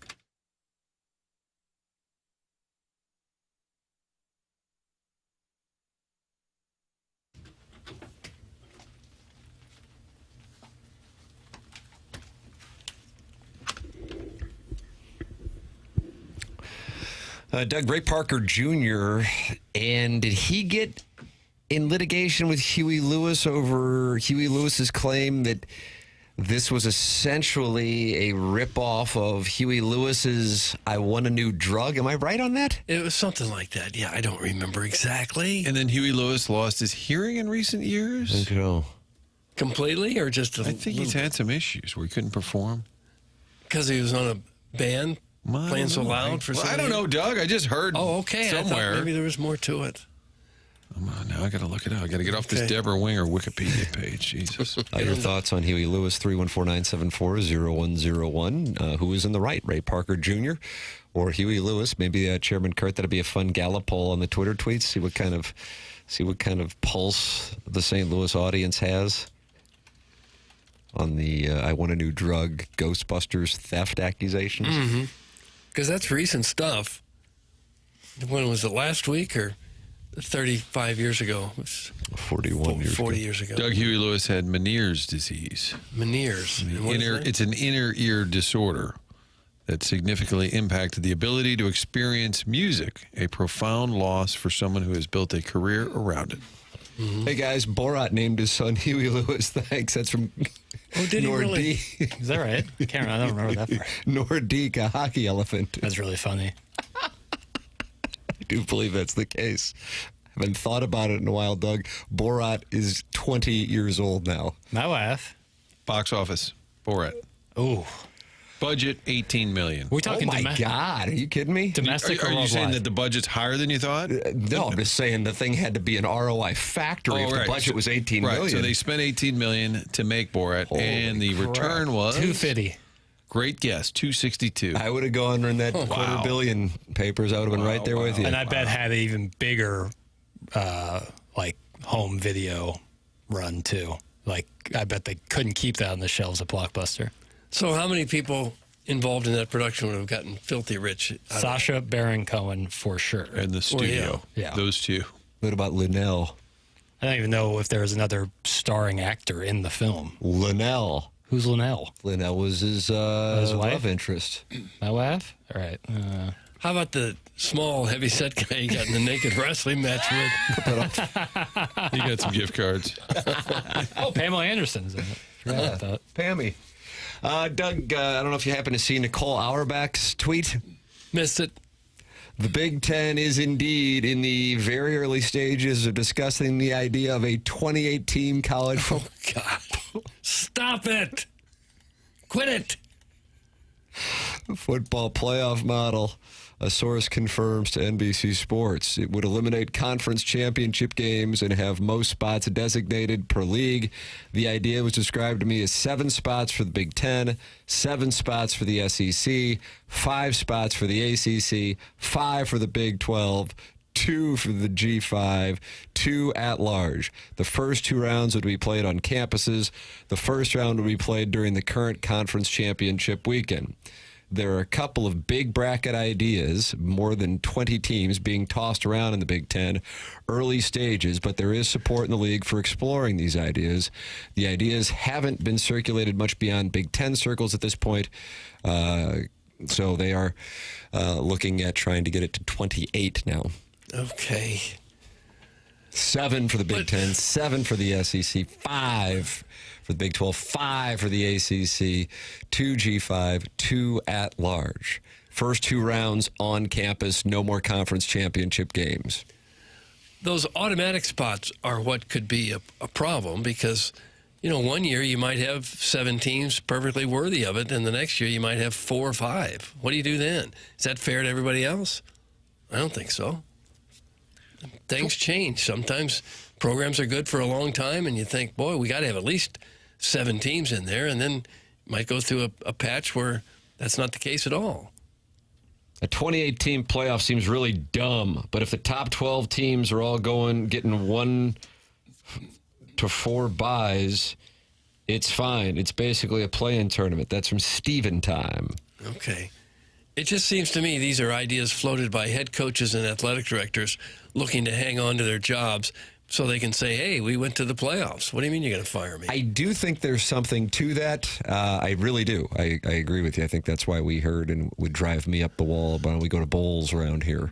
When going to a bowl was basically something you did if you could win 2 conference games and then your 4 butt asses that you would schedule in September. So I agree with that logic, and I think there's something to it. I do think that with the change to the CFP model now, that the conference championship games need to be delved into, because you're at a point where teams battle all year to get to that weekend in December, but then kind of don't necessarily care if they win that game. And so if you want to maintain the top line, and anytime we have these conversations about reducing the schedule in baseball or reducing the number of teams in the playoffs in baseball, you got a non-starter unless somehow it increases the profitability. In this case, if you replace that weekend with playoff games and they're on campus, I think at this point, 9 out of 10 college football fans would go, fine by me. What do you think, Papers? You're college football through and through. Yeah, I mean, I tend to agree. I don't know if you're ever going to have like a perfect format. I get when Drink says you don't want a committee deciding who gets in and who doesn't. But with this many teams, I don't see a world in which that can't, like, that doesn't exist. Like, I think there always is going to be a committee. Like, I always think that there's going to be some group of people deciding who played the best, who has the best wins. I don't. But they're saying this would be based on the standings. Your top 7 go. Your top 7 go. I guess there's but then there's still, like, it takes away some of the special, like, I think 12 to 16 is a perfect number. It's 28 just special enough where you've truly earned a spot to be one of the best teams in college football and get a chance. Once you get into the 20s or 30s, I get the percentages of teams, but I still think it's too many. With the conference championship games, you'd have to replace the network money, because that's a big piece of it. For sure, the and TV money, corporate sponsorship on that. Corporate sponsored, but maybe shifting it to home playoff games, maybe that justifies it. I want more on-campus playoff games as much as the next guy, maybe even more than the next guy. I don't know the next guy. Right, that's always the question. Yeah, I want it more than Gareth. I want most things more than Gareth, but certainly more home playoff games. But at what cost, really? Like, how many games are you now going to play with 28 teams in there? 18? Too many. Yeah. That used to matter, but they don't seem to care anymore. Like, they certainly don't let school get in the way of anything. Sure. It used to be, they would say things like, well, our students need to get to college, need to get to class, they want to graduate. We can't keep playing more and more games every year. Now they don't care about that at all. We used to have steam engines too, but seasons change, people change. And that was done by Expose? Yeah, it was done by Expose. I don't know if they're in any talks with Huey Lewis. Conference championship games are amazing. That's from Harrison's Brother Master. What? Well, they used to be meaningful. Now, not so much. At least to most fans. I'm sure it is to the teams involved. So who's going to decide? The Big Ten commissioner, the SEC commissioner, those conferences that will ultimately just dictate this? And because they're the ones that have the coach drinks of the world that probably want more in. There's probably a Big Ten coach. I bet Bielema would be in favor of a 2018 playoff. Yeah. Don't know that for a fact, but... So a 28-team playoff, Doug, would mean that you would have some teams on a bye. I guess 1 through 4 would be on a bye. If my math trying is to workshop this. Correct. Then 12 games. 24, and that gets you 12. That gets you to 16. So you get to 16 pretty quickly, right? Yeah. With the 4 buys. Okay. How's your workshop? Well, if you have 4 byes, the other 24 play, that's 12 games. It gets me 12 winners. 12 and 4 is 16. There you go. So you can get to 16 pretty quick. All right. I think that's why the 28 could work, is what they're suggesting. I could see Papers that. is listed now. Papers is listed. And those now. 12 games would be on campus. Yes. Now we're talking. The first 2 weekends would be on campus. Now we're really talking. Papers is starting to cook with gas over here. Boy, it really is. Now, okay. Now I'm feeling some warmth. And I guess in the big picture is if you're entertained by it and it'd be fun for a lot of people around the country, why not do it? Yeah. Yeah. I think it would certainly change like how we view like a team made the college football playoff. I don't think that would mean the same, certainly not as it meant 5 years ago, or probably not as much as it means right now. But who cares? You know, It doesn't seasons matter change. what it means. If you're Expose. entertained by it and you're spending money to go to games and you're watching on TV, that's all that really matters. Are we really doing this breakdown again and we only get 30 seconds of golf talk? That's from Big Tuft, who wasn't happy with enough attention paid to Scotty Scheffler's win yesterday at the BMW. He'll get some attention on the suspension law. Wow. What was his name again? It's Big Tuft. Big Tuft, you just got yourself suspended again. Suspended a period of 2 days' time. It wasn't a horrible violation. I'll just hit you with a 10% tariff. That's not bad. Pissing me off right now. Okay, I didn't want to have to do it, but... Big Tuft's a little bit of a Don Caesar kind of. He likes to critique the content. Yeah, he of does. the content. But if we're doing the 28, doing this, playing this out, I'm going to need 5 weeks of games. Yeah. Okay, so can I start you in mid-December? They're saying they're going to start the thing on what used to be conference championship. So early December. That first Saturday and Sunday, probably a Friday night or 2 as well. Huh? And you just won't have any conference championship games? That's right. But you also have to talk like Tim just talked. Okay. Anytime you're breaking it down. Okay. Sebastian Maniscalco would be That's not bad. he'd be the commissioner of the new 28-team playoff. Here's what I need you to do: sell some tickets. And like, why is he in charge of this? Better than those crumb bums talking about the Missouri rocks in the end zone. Crumb bums. You're still agitated. You're still triggered by it. Oh yeah. Jackson. Missouri could win it all, but they're still not, SEC worthy. Nice. What would help if they won it all? That would help distinguish. Debate the number of CFP teams, the most worn-out topic in sports. It's a 636. We need to get back to would the NBA work in St. Louis? That's the go-to topic. Blues start up in 30 days. Mm-hmm. What about Gorman and Walker? Where are we at? 969, call.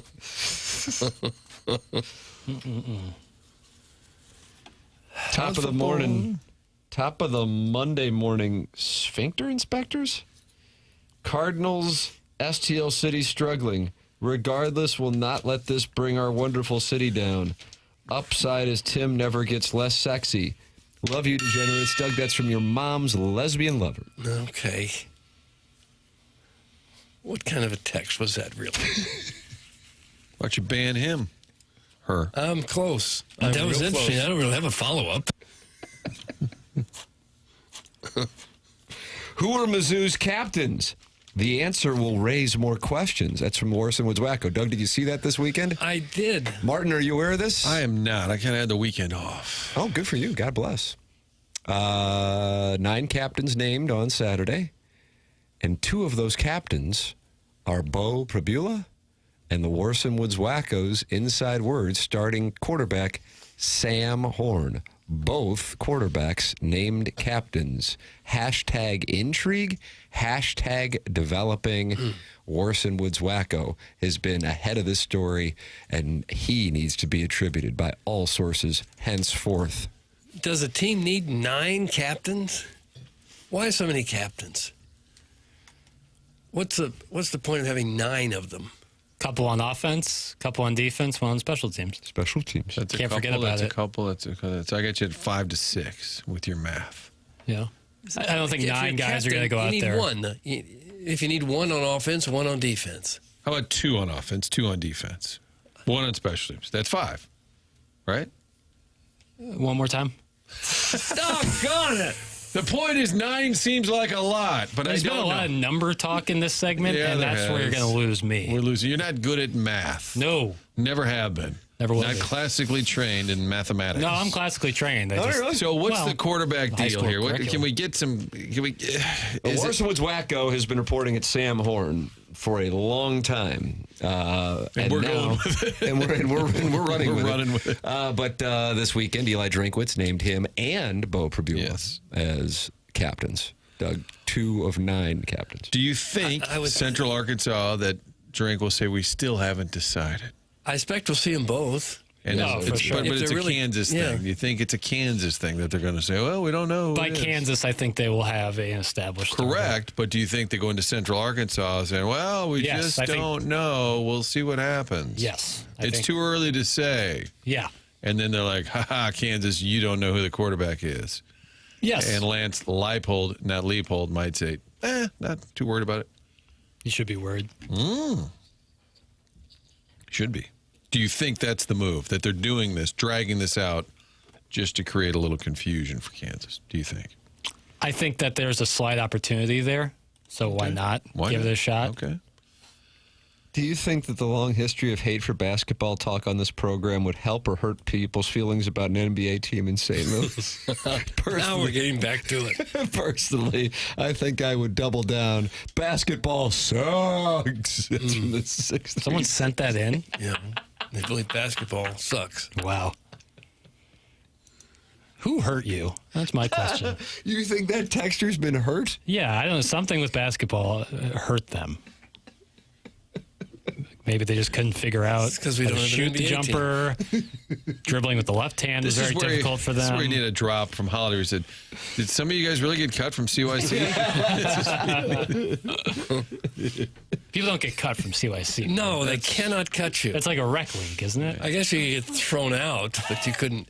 They can't cut. Okay. And you pay to play. Hey, Warson Woods Wacko, your Battlehawks flag fell off the carport again, and it's lying on the John boat. That's from the 636. Where could you live where the flag would fall off your front of your home and then fall into a John boat? Lake of the Ozarks somewhere. River. Maybe you live along the river. Merrimack. Weekend home, Merrimack. Weekending on the Merrimack? A little more of a cabin. Yeah. Okay, it's a fishing hut. Doug, Brad Thompson's with us at the bottom of the hour. Okay. Design, Air, Heating, and Cooling email of the day comes your way at approximately 10:45. The morning after at InsideSTL.com. The program is called TMA. It's 101 ESPN.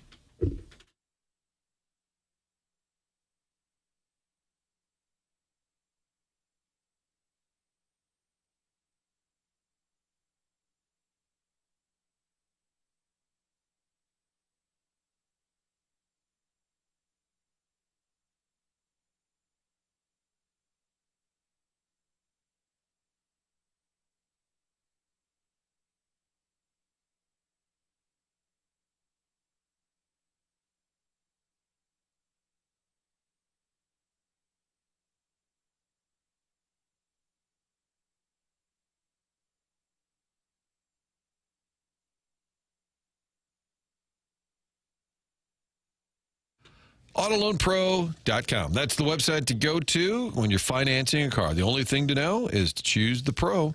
AutoLoan Pro. Make sure and go online, download the free playbook. That'll help you get your credit back on track, and that means you'll get a car this time, maybe a little something different the next time around. Doesn't matter what your situation or your circumstances, they're going to get you a car with little to no money down. Also working hard to get you the best rate possible. They do that by working with over 50 different lenders. Anyone could sell you a car. Takes a pro to do it right. Making that large purchase gets complicated, especially if you've had a hiccup along the way. Let the Auto Loan Pro help you get that next vehicle. They're part of the Lita family. Great website again. Scroll on down, get that playbook. Going to get educated while also getting a new vehicle. It's that large purchase. Get the best rate possible with Auto Loan. Go to AutoLoanPro.com for more information.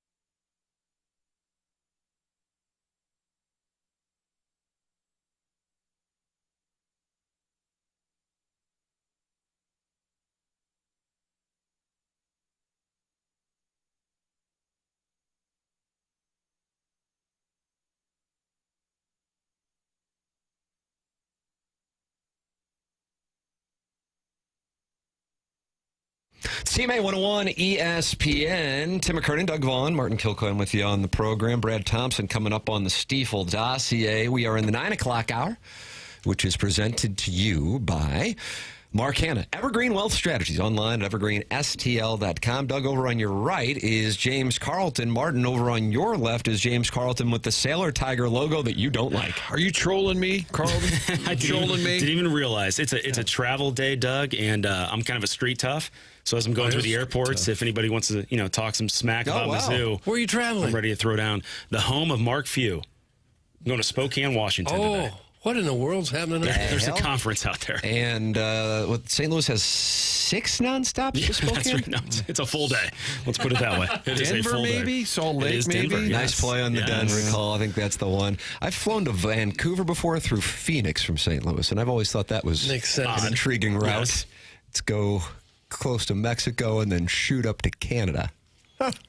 Well, enjoy it. Denver to Spokane, direct? That's right. All right. That's right. Outside Gonzaga's basketball arena, there's a statue of Bing Crosby, who I guess went to school there briefly. Oh, did he? And Doug is a big Bing Crosby guy, right? I am. Watch what you say here. The statue has him with Bing Crosby. a set of golf clubs. So I think that tells you a little bit about his stay at the university. I'll have to check that out. They're bingle. Well, Doug, you were talking about Demi Moore earlier.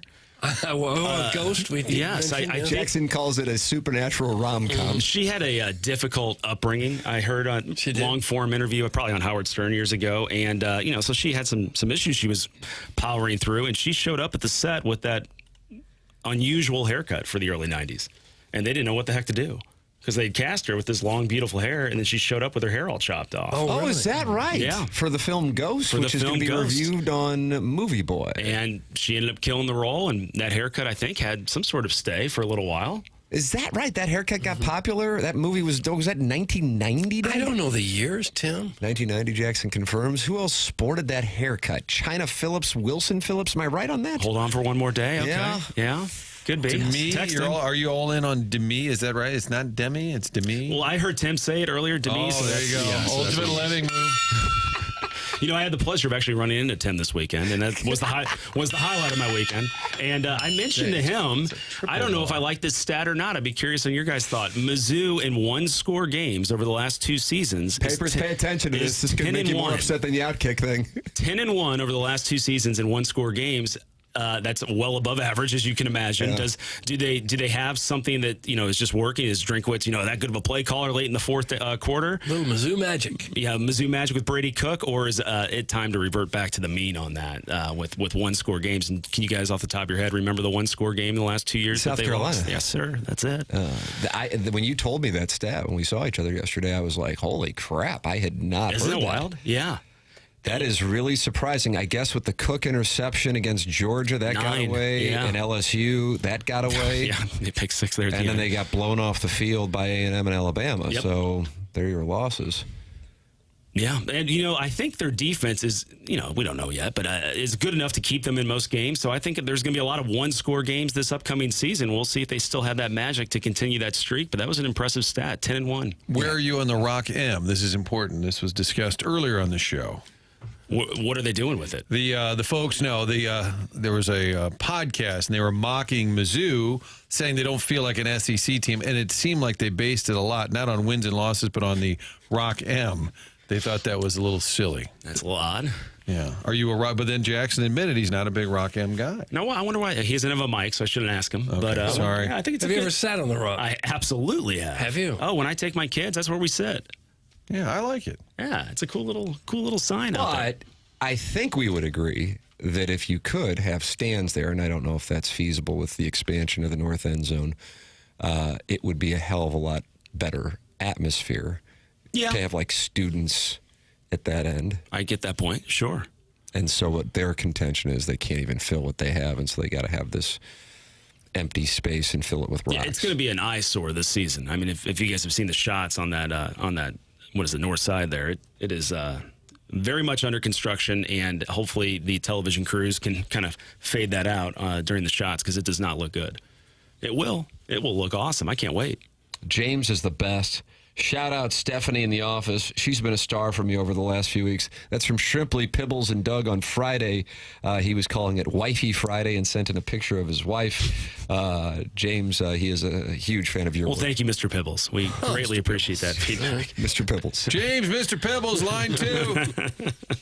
And Stephanie is doing great work. Is that what he said? I believe so, Yeah, James. Stephanie's been with us a long time. Oh, yeah. 314-961-4800 if you want to call in and talk it over with James staff in the Webster Groves World Headquarters of James Carlton State Farm Insurance Agency. 314-961-4800. Go online at carltoninsurance.net. That's James Carlton. He's my insurance agent. And Dougie's sitting right here, standing right here. Yeah, I saw him. Does James have a bold quarterback prediction? The Worson Woods Wacko has reported. Yeah, he's doubling down on that. Yes, he So, is. I mean, that's got me thinking. I don't have a dog in the fight. I want the best kid to play. And so I think the good news is that, as opposed to last year, if one of them goes down, I think there's a much better likelihood that they have a serviceable quarterback behind whoever is the starter. Because, I mean, that Bama game when Cook got his hand hurt, I mean, that was over. I think Pine turned the ball over 3 times in the first half. Completed a lot of passes to Alabama. Yeah. Do you Well, think Sam Drake Horn would be a lot easier to say than Bo Prabula. Yes, I know you're right. I don't care for the last name. Wow. It's hard for me to say Prabula. What if it was like Nico Iomalaba? I wouldn't like it. No, I wouldn't care for it. What were you going to ask, Martin? No, my theory is that Drinkwitz is going to wait until the Kansas game to make it clear who the starter is. Really? That he'll do the Central Arkansas game. That's just a theory, just to kind of create Colonel kind of is putting that out there, create a little confusion. Yeah. Okay. Yeah. There's just not a lot of tape on these guys. I don't really see the edge to create that confusion for the Jayhawks there. But, yeah, I expect both of them to play meaningful snaps, hopefully in that first half against Because even Central when you have a Arkansas. defined starter, that first game against a crap absolutely. opponent, your backup's going to play the second half anyway. Oh, I want to see them both. But I think it's going to be telling who the first one they roll out is. I think that's the leader in the They're both clubhouse for sure. captains. What do you think of that? Both captains, 9 James. captains, yes. What do you think of the Big Ten's 2018 playoff idea? I don't know. We had, 4 teams for 10 years, and we had 1 year of 12, and now we're already expanding again. I think 12 is a good number. I like it a lot. 12 is the number for James Carlton. It's kind of hard to complain about the way it is now, I think. Yeah. You're going to get the best team in there somewhere. I mean, Drinkwitz will argue, well, it's only X percentage of the total amount of Division I teams compared to like the NFL. Well, the NFL has a lot more parity. I mean, there's 132 teams, and let's just say half of those have 0 chance of competing for a national championship every season. And so, yeah, I don't think they need to try to compete with the NFL and the percentage of teams that make the playoffs. I don't know if that's really a good argument. So that percentage that he always refers to should be of the 70 teams or whatever. Yeah, of the Power programs, 4. 80, 70, 80 programs, maybe if you wanted to extend it. What percentage of those make it? Yeah, that's a better argument, I think. Worson Woods Wacko, Doug, this guy, I mean, this is like having Shams Charania texting in. Again, I am in the room. I have been told who is in the lead. That is the Worson Woods Wacko. Martin, at this point, I think maybe you start reporting it on the 2 Fox. I think so. Maybe lead story tonight. Our top story tonight. First off, welcome. I'm from West Virginia, so I'm used to the East, and we also have a Mizzou quarterback update for you. I'm fascinated if this happens, because then I would lean on www for more intel. How about that? Yeah, it's a big test of credibility for the Worson Woods Wacko. We've had other citizen journalists. Sure, we have. Contribute Ray to the King. show. Yes. That's right. That's probably the most famous. And wasn't it Mizzou quarterback related? It was Matty Mock. This show has been at the forefront right there. This show has been at the forefront of Missouri quarterback news for years. He'd be the only one, Worson Woods Wacko, that is saying Sam Horn is going to win the starting job. I mean, Gabe he's saying he's leaning Prabula. Sorry, Doug, how do you say I can't say it. Prabula. Bo. He's been saying that the whole time. I think most people around the country just assume it's Prabula because he transferred here and allegedly got paid 7 figures. So, like Tim said months ago, that if Sam Horn wins that job, that is a good sign. You got 7 figures to come to Missouri. That's the rumor. I don't have that I think on. that's Word industry on the street. standard. Really? Yeah. Doug, we ought to go be college $1 million quarterback. to transfer as a 19-year-old And maybe be a kid. backup. As a 19, It'll 20-year-old kid who soften the doesn't blow play. when he doesn't get named the starter. Gosh, I guess so. I'd like to be the booster that wrote the check. And you go, he's not even the starter? How about that KU boosters? You see that? $300 million? $300 million. That'll buy a quarterback. My goodness. Shock. James Carlton with us here on the program. He's online at carltoninsurance.net or call 314-961-4800. James, safe travels to Spokane. There we go. Thanks, gentlemen. Have a great week. Thank you, James. You too. That's James Carlton with us here on TMA. He's off to Spokane, Doug. I mean, my goodness. Big insurance conference, apparently. Brad Thompson's going to join us. I guess he's in Miami since Edmonds isn't calling games anymore. I think that's kind of how Quit media altogether. Yeah. So Brad Thompson's going to join us coming up on the Callier and Thompson phone lines. Mark Hanna, Evergreen Wealth Strategies, 9 o'clock hour. This is TMA 101 ESPN.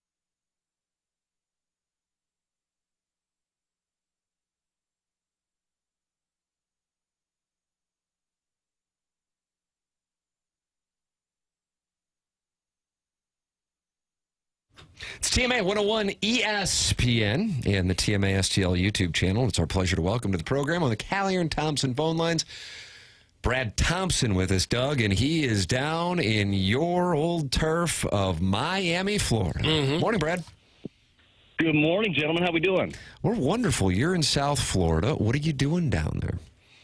Well, I'm walking around Coral Gables right now. It looks to be on my left a little muni golf course. It looks like this would be a dangerous one for me if I were playing because there's too many pedestrians around here. It's kind of like Golden Tee golf, it looks like. So, but nice place. Coral Gables is beautiful, and hopefully we got something good to talk about because, dropping 5 straight, getting swept by the Yankees, that'll take a little wind out of your sails. I would think that it might. Is it? Have we reached the point where even the wild card is kind of out of the question now? Or I guess the team can't really think that way, though, can they? Look, I don't think that you are ever, until you're like right down to the stretch, I don't think that you're ever really thinking about the wild card or the division. You're thinking about playing good baseball, and that has to be the focus for them on an individual level. So there's nothing. The wild card is definitely not out of contention. I mean, you've seen in a week how much it can fluctuate. But right now, that should not be the focus. The focus should be on an individual basis. How are you getting yourself ready? How are you learning this job at a high level? I know Ollie talked about it yesterday. Youthful mistakes. They're going to show up in games with one of the youngest rosters in baseball. I feel like that's where they're at. It's going to be about young guys getting better together if it continues to happen. Maybe something special happens down the stretch. If it doesn't, I think the biggest key is figuring out who's in this for next year. Who is going to do something where they can actually go into 2026 and be like, yeah, this guy's part of the roster. This guy's a corner outfielder. This guy's this. There's still so many questions up in the air, in my opinion, that aren't answered yet. Yeah, what are your biggest takeaways? It's not the end of the season yet, but we've had a lot of baseball played, and I think Herrera's more of a big leaguer than we thought maybe a year ago. Burleson probably is close to an everyday guy. I don't know how many other things have been sort of spelled out for you. No, the only other ones to me that are really solidified, outside of your guaranteed contracts right now, and Contreras over at first base, Donnie and Wynn up the middle, but you do have a variable sitting at AAA and J.J. Weatherholt, which, I don't know if we'll get a chance to see him this year, but he certainly should be in the conversation next year. But you're right. There's really not a ton. We came in wanting to know answers about Walker and answers about Gorman. I don't think we have those. We've seen adjustments from both of these guys, and we've seen them get better. And certainly Walker, the last couple of weeks, has been very encouraging. But I don't think we know yet. That's why I think it's exciting too to insert a variable like a guy like Nathan Church. Nobody was talking about Church, even though he was putting up big numbers. But you got somebody that might end up pushing some of these other guys, right? You got somebody that is going to be hungry, fighting for a spot. And I'm sure the conversation with Ollie wasn't, hey, Vic's hurt, you're going to fill in. It was, hey, go win me some ball games, play your style of game. And I don't think they care right now who it is and what the prospect ranking is. I think they want guys that are just hungry and will win some jobs. And Church is going to have a little bit of time here to maybe, have an opportunity to do that. Yeah, and I didn't put Donovan or Wynn on that list. I felt like I knew who they were. I felt like going into this year, but the other ones I was still kind of just waiting, wondering. I think pitching is also going to be interesting because you're going to need some arms, and they're probably really not in the free agent market, but they'll probably have to get a couple of guys, don't you think, just that are journeyman, veteran guys, just to fill it out. Yeah, absolutely. And I think that's where trying to figure out, and this is way above my pay grade, but this is the front office and the new regime they've spent the last couple of years evaluating the current roster that they have. You're going to have to flip some of those pieces and maybe ones that you're uncomfortable to get pitching, in my opinion. You got some guys coming. You drafted a big arm, but he's not going to be your savior next year, right? So you got to figure out a way to bring some in. And to me, to your point, right, they're probably not going to go out there and make huge splashes in free agency. You're going to have to get creative, and you're going to have to trade for guys and bring them in because you're absolutely right. Pitching, especially starting pitching, is one of the biggest needs of this club. It seems to me if we're looking for people that we were kind of waiting to emerge this year, maybe Riley O'Brien has been one of those guys. Are you impressed with him as I am? Like yesterday, he was throwing darn near 100 miles an hour with a nasty slide piece. Maybe they have something with him. Yeah, that hundreds with sync too. And the thing with Riley O'Brien, like you always wonder when there's an arm like that that's just available. It's like, yeah, you can pick him off waivers. What's wrong? Like, what's wrong with him? And I think what was wrong with him was the fact that maybe he didn't inherently trust his stuff. Like he would go out there and nibble with 100, and then he'd be 2-0 and then get hit. Well, he's gotten to a point where he's filling up the zone. He's pitching aggressively. Even when he misses, he acts like he did it on purpose. Like if he goes up and in on somebody, you can just tell that he, instead of the head down, like, oops, I did that. It's like, yeah, I did that. Here comes a slider. I just think that confidence has really grown for him. So he's a big part of that. Another guy that I've been really impressed with in the bullpen has been Matt Swanson. His ability to run his sinker up there in the upper 90s. He's got a good cutter and a slider off of it. Like these guys are getting an opportunity in the pen, and they've made the most out of it. So that is very encouraging. But certainly, you'd like to see more of those type of things out of the rotation, right? We've seen some of that with McGreevy. We saw it very early with Matthew Liberatore from his first dozen starts. And he'll get another crack at it today. He hasn't gone through 5 innings, I think, in his last 4 or 5 outings. So you'd love to see a little bit more of that from him and the velocity stay for him. But, yeah, you need more of those bright surprises. But Riley O'Brien definitely one of them. I know we seem to be fixated on Gorman and Walker all the time. But how much longer do you think they can afford to go with these guys? Did they get a whole nother year to prove what they can do? Or is this it? What we see now, is this what they're going to be? I think it's hard to say. I mean, again, these are things that are. I will say this, just from a player standpoint, this is not what they are. Like, you got a 23-year-old Walker and you got a 24-year-old Gorman, right? So to think that they're a finished product as a baseball player, I think that part of it would be crazy. But it might also be crazy to run back the same thing over and over again, right? Maybe one of those, and again, just totally speculating.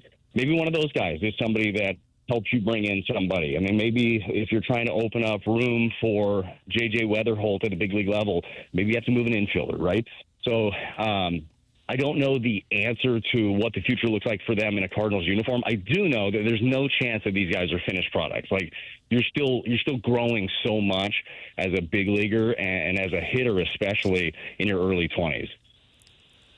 Yeah, I guess you don't really hit your prime as a hitter or even a baseball player until you're like, what, 27 or so?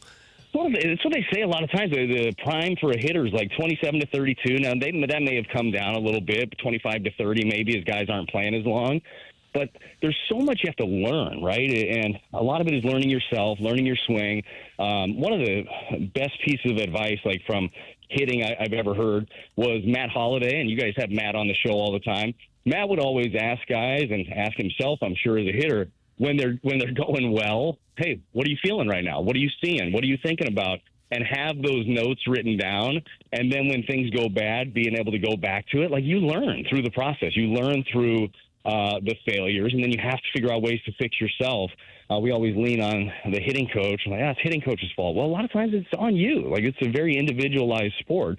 Hitting coach can be your psychologist, and they can help you out with game planning and a lot of things. But at the end of the day, you have to do it too. Brad, have you had any interactions with Chaim Bloom or gotten a sense of what he's all about, or any kind of buzz behind closed doors about what people are thinking this means with him taking over? Yeah, I definitely have had a chance to be around him quite a bit. And look, you've been around him too. He's obviously has the resume. I think that he's got the energy, the attitude, and the forward thinking. Like, this is a guy that has been in the Rays organization, been in the Red Sox organization. I know early in his career he was with the Padres. He's learned from a lot of different people. He'll have his own MO. He'll do things differently than John Mozeliak, I'm sure.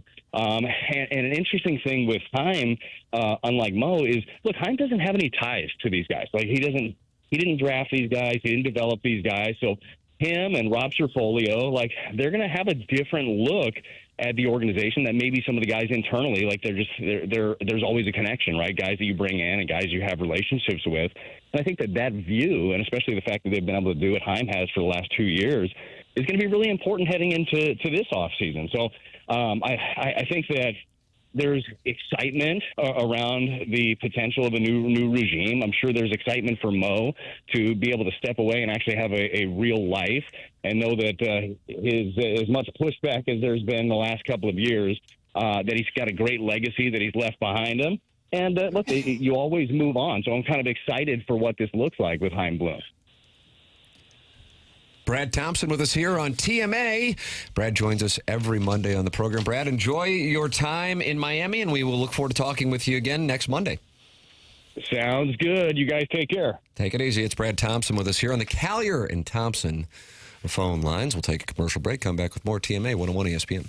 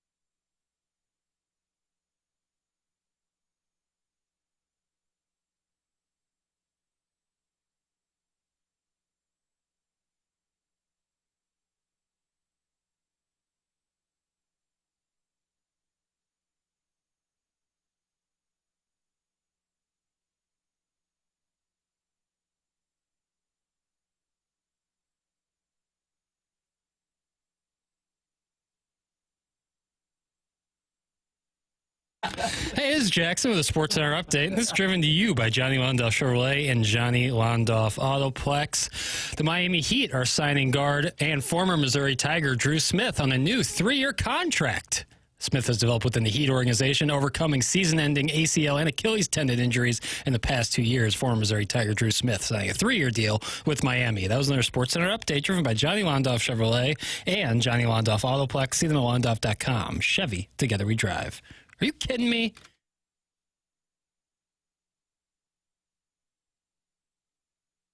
Don't forget the mayo. We put the stuff on everything. Our burgers and our fries. And don't forget your chicken wings.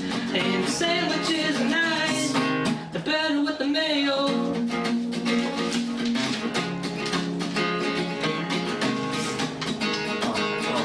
Break it down.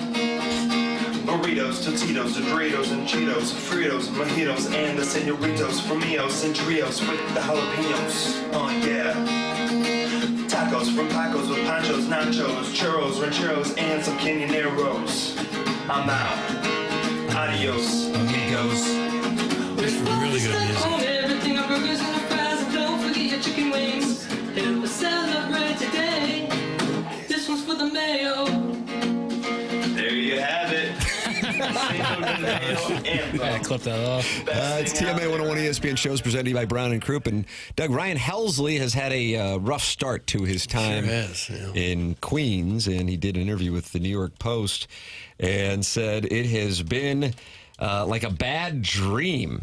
It has been brutal since he has gotten there. Helsley has been dealing with all kinds of rough performances since going to the Mets from the Cardinals. He says, I've never seen anything like it. That was this weekend. He said, it's kind of just been like a bad dream since I've been here. It seems like every time the other team swings the bat, the ball finds a hole and they put together a couple of runs here and there. Then we'll hit the ball hard and it's right at somebody. Sometimes baseball is going to baseball. Doug, I'm going to say it again. Sometimes baseball is going to baseball. Baseball. Gotcha. Helsley's recent outings have contributed to the anguish. He entered the day with an 8.44 ERA in his 7 appearances with the Mets. Included were 3 straight blown saves for a team that at the time had lost 14 of 16 games. But at least it's a very patient fan base. That's correct. And they'll give him a lot of runway up there. He did pitch better. I see last night he had a perfect inning. Well, not a perfect inning. He walked a guy, but no hits, no Little runs. League. Struck out a couple. Where's me Pete? Where's Soto? Okay? I want to see these guys. I can't stand this team. They got no balls. Okay? I want teams with balls. I want guys with balls. Oh, someone's going to get whacked. I just know it. Who would have thought that Ryan Helsley's performance in New York City can somehow still be blamed on us?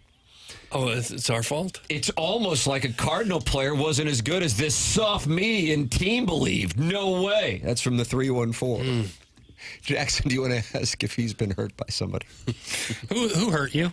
Who hurt you? Text that in. Call in 969 hurt. We'll help you work through it. Show us on the doll where the man touched you. Yeah, like what? Jesus. Where did that come from? Jeez. Well, could be the guy who hurt him. Yeah, I just want to know who hurt you. Where it's the team performs badly, and your first thought is, "Boy, look at what this media is doing to allow this to happen." I just don't see the correlation. Didn't he lead the entire major league in saves last year? Cardinal record, 49. Yeah. Had, 31 in a row. But that's because the media was soft that he had success. I guess it didn't really happen. I remember having some trepidation about Ryan Helsley not in a closing role, and I thought he might struggle. And deaf ears is what that fell on in this audience. Well, hold on. I didn't know you were going to do a victory lap. What are you celebrating right now? I said I think Helsley will struggle in a role that's not a defined closer role. Because they have Diaz. Got it. And I said I think that's going to be a problem. And I didn't hear anything about it. And now that it's come to fruition, it's still crickets. What do you want, to clap back? It's hard for me to believe that a guy can say, okay, I'm pitching the 9th inning, I'm ready to go. But, hey, we need you to pitch the 8th inning. Oh, I got nothing. I don't know what to do. I'm so soft mentally, I couldn't possibly deal with this. Well, where was this take, when he was on the team, soft media? Nice. I didn't have to give the take because he was the closer. Didn't apply. I'm just saying, why can a guy be really good in the ninth but not in some other situation? To me, that you'd have to be weak mentally to be that way. 9 runs, 5 earned. I know the first couple outings, they were some unearned runs, but since got nicked for a homer on Friday. And the Mets, it's going to be a frustrating team, man, if you're a fan base. Mets fan base. Y'all are Debbie Downers. Jeez. You don't think Campson's going to hit? You don't think Sajasi's going to hit? No. You don't think Michaelis is going to pitch? Doug got some shrimply pibbles. Okay. No. All the above. Well, Hampson certainly ain't hitting.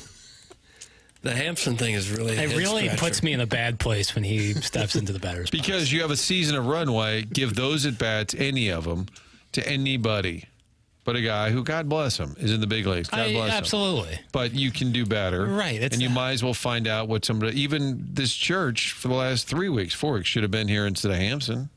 Why not? Mm-hmm. Hey, soft media. Sports Center updates with the Mizzou minor leaguer getting an extension. Is that what we're doing now around here? That's from Gooner Reloaded. Absolutely. That is what we're doing. He's not a minor leaguer, first of all. He's signed a 3-year contract to an NBA team. Who did? I was in... Drew Smith. Oh, good for him. Good guy. Evansville, they made him sit out for a while. Yeah, and he was a good player for the Tigers and a good guy. It's a nice little update then. It's a great nugget. Pertinent. It's local. What more do you want? Well, Cardinals play the Marlins today. 5:40. Matthew Libertar on the mound. Toes the slab. He'll throw 89 miles an hour. Get fired up. Wow! I think harsh media has arrived, and its name is Jackson Burkett. Not so soft after all. Man, I'm telling you, pay for it. I think the Outkick audio just set you in a way. I'm serious. I think you've never recovered how much that pissed you off. What do you mean? Well, the audio that we played from Outkick really upset you, and you haven't quite recovered. You've had a little saltiness the rest of the show, and I'm here for it. Well, it's no more Mr. Nice Guy. Good. Oh, my. That's right. Papus. Yeah, what have I accomplished by being, cordial? Nothing. Something like Falling Down 2.0, starring Jackson Burkett. Jackson does not need mentality, clearly, but you might. And if you do, they are a local health care facility that can take great care of you. If you are feeling sluggish on a regular basis, if you're working out but you're not seeing the results that you're used to seeing, if you're just feeling like, man, something is just not right. Well, those are symptoms of low testosterone. Mentality, a local healthcare facility that specializes in helping men feel and perform at their very best, has board-certified physicians that provide a full physical consultation and blood panel analysis all during your first visit. Mentality focuses on free testosterone levels, which many doctors overlook, and that ensures your treatment's tailored to your body. It is Mentality, where energy can come roaring back, belly fat can burn off, muscle can strengthen, and you can feel like yourself again, confident, driven, and ready to tackle life. Find out more. All you have to do is go to mentalityhealth.com/radio. That's mentalityhealth.com/radio. Tail end here of the Marcana Evergreen Wealth Strategies 9 o'clock hour. Martin, I know onboarding on Mondays is a little more stressful than normal, so we'll make sure we get you out on time. Yeah, booking guests was one of the subtopics today, and I've got a doozy for him. I'm going to ask for the team's help in finding Porta Potty Guy as a surprise. And can we get, I'm going to ask Kiowski, can we have a surprise guest that calls in collect from a correctional facility? I might need to get some paperwork filled out. Doug, that's going to be a huge get for this program. Nice. See what he's up to now. Porta Potty Guy is a surprise. My first question is why? What kind of prison sentence would you get for that? To crawl in a porta potty and hide out while ladies use the facility. And by the way, are porta potties gender specific? I think sometimes they can I don't be. think they high are. class ones are. I've never. Well, like the ones that are like in a trailer, I don't count. Like at a those. golf outing. Yeah, that doesn't count. Like I think your straight by the numbers porta potty would not have gender. Like it's like an airplane bathroom. So you really are kind of taking a chance there. Yeah. If that's your for thing. sure. But you're crawling into the bottom of it. If you've done that, you've already lost. Yeah, that's true. I think we can all agree on that. But I've seen some that say women and men. I've seen some separate, Well, that'll be among the questions you guys can ask. Right. Because just sometimes a what does shed with Jackson a tell hole me in some it. of my ideas? He'll say it's the second question. It's a second question problem. And if the guest, like Eddie Munster, third question. Second question It problem. was kind of a third question concern. But would that be worth like a year in jail? It's not going to be much more. I don't think it would be a heavy just go sentence. straight to the nut. I think skip jail. There'd have to be some counseling. Well, I'd like to be a fly on the wall when his celly asks, "What are you in for?" Jackson, the player to be named later, says, "Movie boy has gone to your head, and that is why you are now spreading your wings here." What has gone to my head? Movie boy. Doing 2 hours of podcast with my buddy from college. Yeah. Film bitch apparently I don't thinks really he's know big stuff. where that would get to my head. That's what I don't even think I'm that fired up. Tim, what do you think? I didn't All like honesty, Tim. Do you think he's a little edgier today? I think because, in part, the audio came from Outkick. Jackson already... Didn't help. Yeah, exactly. Didn't help, but I would have had that if it came from, Meadowlark or something. Like if it's But it hung with you. What if it were like a Alabama podcast as opposed to Outkick? I would say they should be focusing on other things. If you're an Alabama podcast and we're gearing up for yet another college football season, they should be focused on their situation. It'd be weird if they were worried about Mizzou. But I would say the same thing about the Outkick situation. Major Stronzo. I love the new Testy Jackson. Let them all have it, papers. That's the thing is I'm not like a confrontational guy. I'm just like a. But you said no more Mr. Nice Guy. But that's the thing is I'm just like a sweet man. Like I don't I don't really like this isn't really who I am. And I'm not trying to find finally character. got to you. It took 5 years, but they got to you. And now they landed the jab, and they know you're wobbly, and they're coming in to finish you off. I hope they do because I couldn't be. I'm in a good headspace. This new edgy Jackson has me leaking with lust. I guess if I can inspire such emotion, it's nice. Sometimes the ladies love a bad boy. Yeah, flip that off. But they don't like it when you do bad boy things. Like trashing podcasts. Right, and you're a sweet man. You wouldn't do that. That's right. I am a sweet man. Hey, Papers, being passive-aggressive is not being nice. Take your dog hatred out the door. That's from the 314. Being passive-aggressive isn't nice. I wasn't intending to be passive-aggressive. I guess, does anyone? I think so. Well, then would you be being passive? Yeah, I guess you still could. It's cute how our little Pringle's starting to grow some fuzz on his peaches. I like the vinegar. Hey, Doug, why don't you go ahead and sit? No, never mind. Connecticut lobster rolls. Thoughts? Thanks. And hashtag free perk. That's from Colt. Colt's beer. Is that haiku? Henshin haiku? Is the Connecticut the warm one? Because that's the better one. Lobster rolls? Yeah, the warm one with butter is the better one. There's Maine style and Connecticut style. I can get them confused. One of them is just cold with mayonnaise. Pass. Yeah. The one that's hot with butter, I'm all in on. Okay. Wow. I like that Peacemaker. They have a good lobster roll. Is that a warm lobster roll or is that a cold lobster roll? Usually they give you the option. Okay. Guys, some have urinals, some don't. In case you were wondering, porta potty updates as well. Calm down, movie simp. Maybe you'd feel less irritated if you relieved yourself while watching videos of Drew Smith practicing layups. That's from the St. Charles Hermaphrodite. Only on this program could you be excited about a guy your age who you went to Mizzou with, who you liked watching, and then immediately because you now have to sleep with him. Or the thought of sleeping with him would get you so tuned up that would be your afternoon. Only on this program. Yeah, probably so. It's like Doug was like impressed by O'Brien's speed. Oh, Doug must want to sleep with him. Like, what? Silly. It's a silly enterprise. Martin, enjoy onboarding. We're going to come back and have fun and games here in the 10 o'clock hour. The listeners sense that Papers is wobbly and they want to try to finish him off. Email in the morning after at InsideSTL.com for the Design, Air, Heating, and Cooling email today. It's TMA 101 ESPN.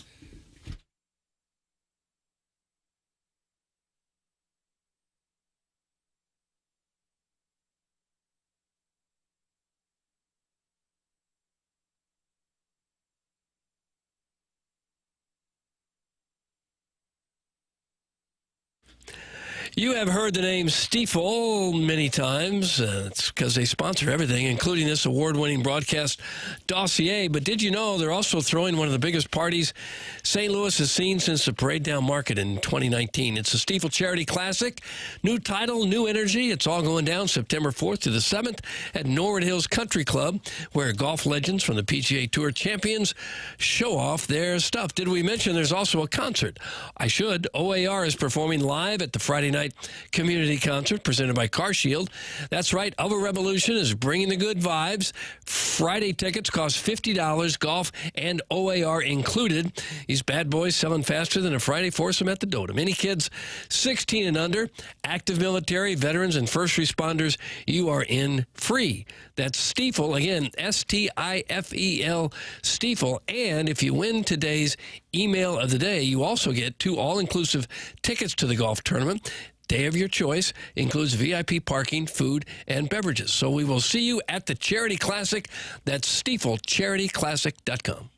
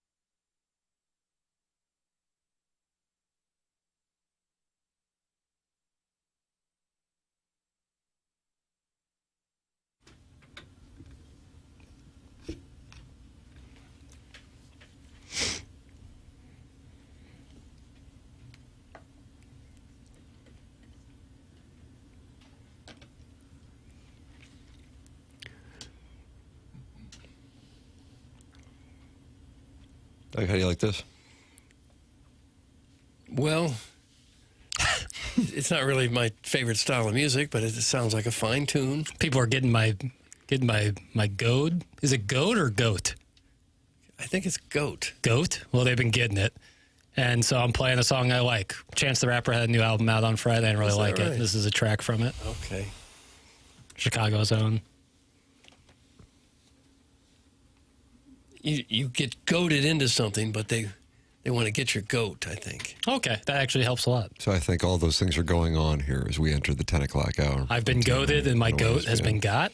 I think that's it, Theo. Okay. It is the morning after. The show is presented to you by Brown and Crouppen. Doug, the Major League Baseball television contract is a monster topic, impactful certainly on the game and what could linger with a potential work stoppage. Rob Manfred was on last night during the MLB broadcast from the Little League World Series, and here is what he had to say regarding the television situation. I'm glad you're sitting here. I'm glad we can continue the relationship we have. The elephant in the room has been reported about the future of the television contracts. Where are you on that? Look, we're having very detailed conversations with a number of parties, including ESPN, and, we hope to have it resolved in the next couple of weeks. It's a little bit like a jigsaw puzzle we're trying to put together, but, we will have it resolved in the next few weeks. There you go, Base Knock. Okay. Doug, it's going to be resolved in the next few weeks. Okay, next few weeks. Let's get it done. All right, then. So he was on with Carl Ravitch, and considering that Manfred had called ESPN a shrinking platform and then circled back to try to get a deal done with them and then appeared on their broadcast last night, it could have been awkward. So that's why Ravitch was saying the elephant in the room is the television situation. Manfred says it will be resolved in the next few weeks. We had the report last week, Doug, that we read. I believe it was from The Athletic, in which there was talk of playoff games being on Peacock. And I don't care for that. I don't want that. Netflix carrying the home run derby. I don't like that either. What if my Wi-Fi goes down? You're going to be in trouble. I am. Safe to say, though, if your Wi-Fi goes out in 2025, you're already in enough trouble. Does there have to be major changes every year? Yes. Why? Changing TV landscape? I know, but it's been changing for a long time. Can we get something nailed down? You're barking up the wrong tree here, sailor. I'm with you. Like, I would prefer it to be all in one place. I'm someone who likes stuff on streaming, but also I get it.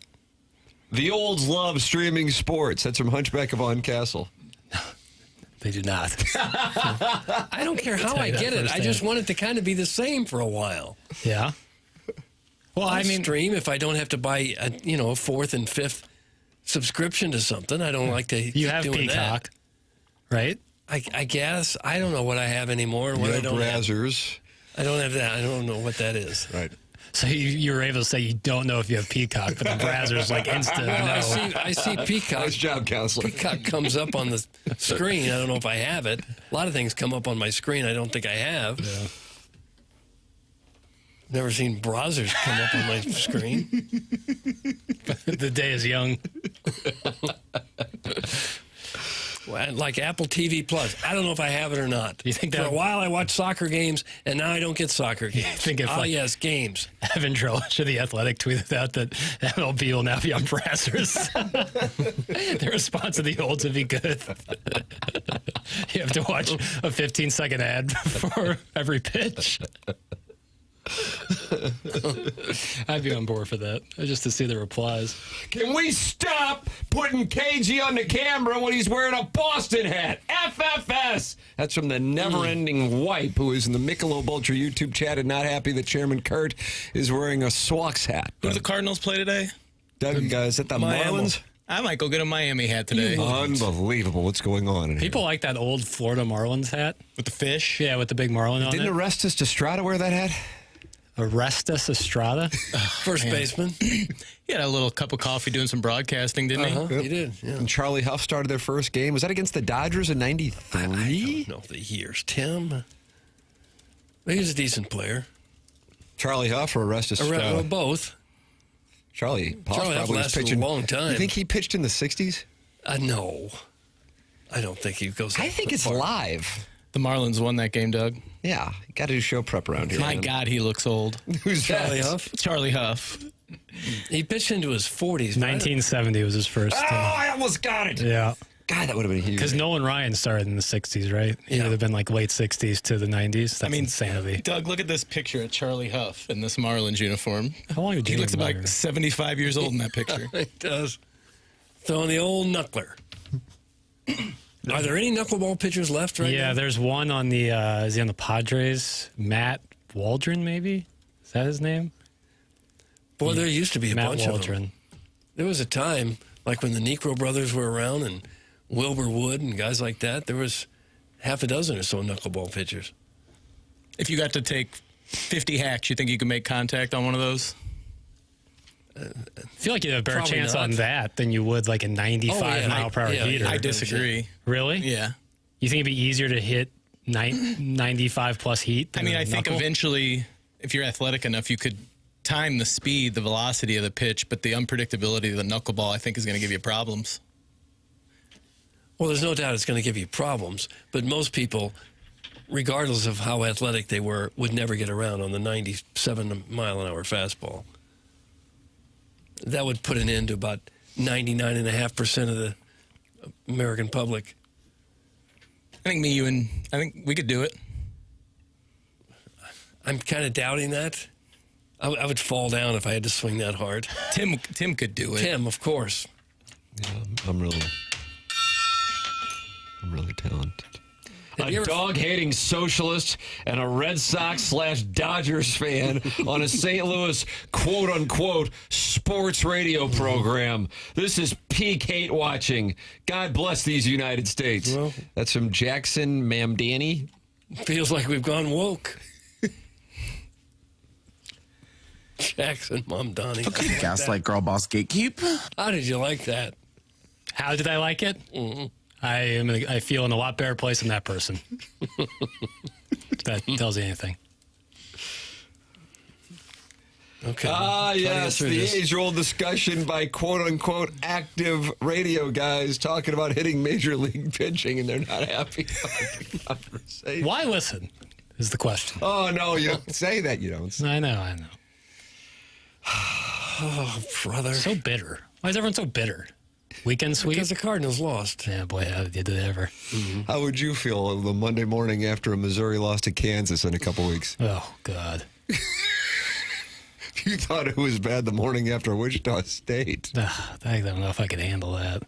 Really? You're going to be this crestfallen if they lose? Well, I've talked a lot of crap, a lot of things, receipts people can keep. Oh. What I said about the Kansas Jayhawks and their coach, Lance Leipold. I'm going to call him Leopold. I don't care. You're not going to be able to watch the game, so you won't even be able to give takes. I'll be able to watch it. You're going to open up your phone in the church. 100%. It's a wedding in the fall. Like, you have to imagine that's going to be Well, the no matter case. when the wedding is, they'd like your attention. I'm going to be there instead of in Columbia, Missouri. What more do you want from me? But standing up at the altar looking at your phone? I'm not getting married. But I thought you were in the wedding party. No, sir. Oh. That would be that would be hard. I would have to prop it up against the other guy's shoulder you'd be standing behind.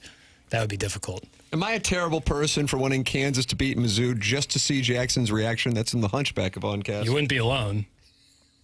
But yes, you would be. Is there a chance halftime will hit right when this wedding goes on? Yeah, right about when it starts. Yeah. The 2:30 So you kick, won't miss anything. 4:30 start of the wedding. Yeah, I mean, I'll have it on my phone.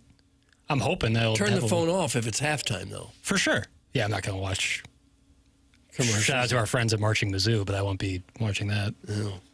We have friends with Marching Mizzou? Well, proverbial friends. All right. How about this, Jackson? This is good. All right, I'm sure it won't be.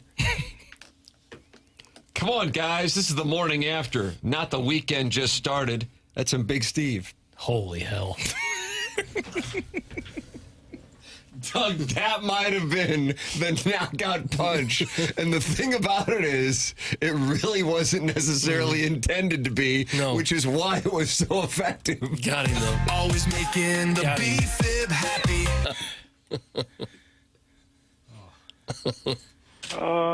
Not great. Oof. Well, I think you can bounce back. I'll be all right. I just think you can. Even if Mizzou, well, I don't want to talk about that until it happens. I don't want to plan for anything like that. They're only 7-point favorites, Papers.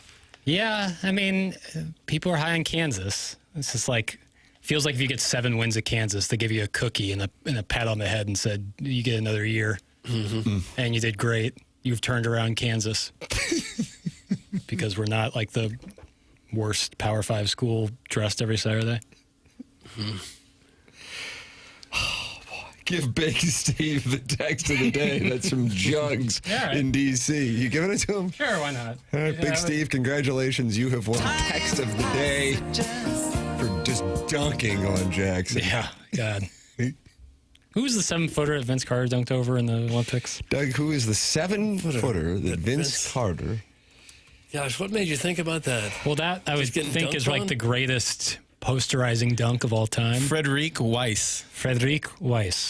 He was on the French team. Correct. Right? Yeah. 7'2". Yeah. Vince Carter went right over him. That I think would be the best posterizing. So you know what they call that? What's that? The dunk of death. Oh, really? I didn't know that till just now.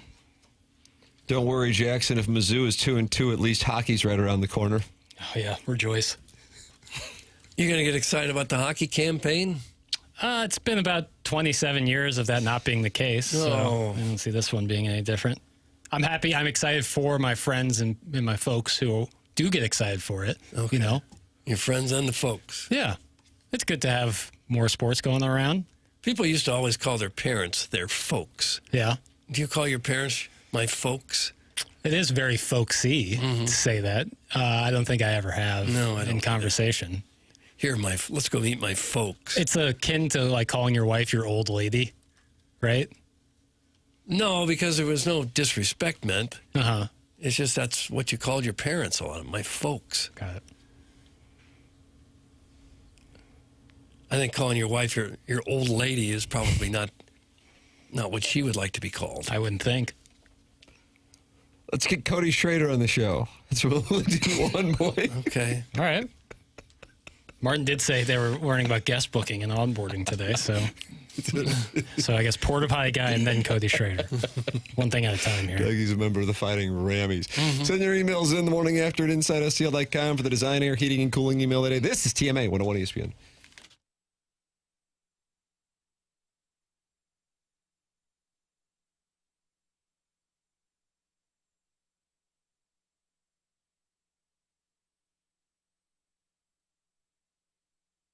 Michaels has been family and locally owned for over 30 years. He takes pride in helping and making sure his employees are happy and making a great living. You can go online, and right now you can get 3 samples free from Proximity Mills. Just go to igotfloored.com. Michael's passion is flooring, and when you order from him, he wants you to have the best experience for the best price. That's why he's making sure he gets the best installers and giving him $7 a square yard, which is awesome compensation in this industry. Just come in or talk to him, and you're going to see the difference. They want to make sure they suggest the best thing for you, not pushing what corporate's telling them they have too much up. There is a reason he's continued to grow through 31 years. Employees love working for him as they feel like family, and he makes sure they're taken care of. And this then rubs off to the families buying the product as they know they have the best interests of the buyers. They have it all, but carpet is awesome, and it's back. They have so many varieties of all flooring and 3 easy-to-get-to locations in St. Louis, Creve Coeur, Darden Prairie, and St. Peter's. Come see why people are loving getting floored by Michael, and make sure you visit igotfloored.com.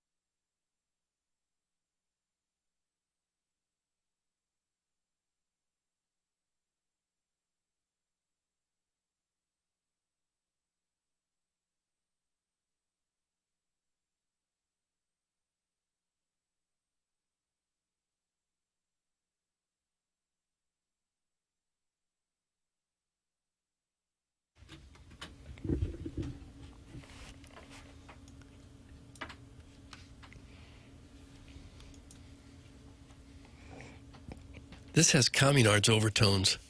Yeah, it's got nards all over it, bro. Forbidden Love by the Communards.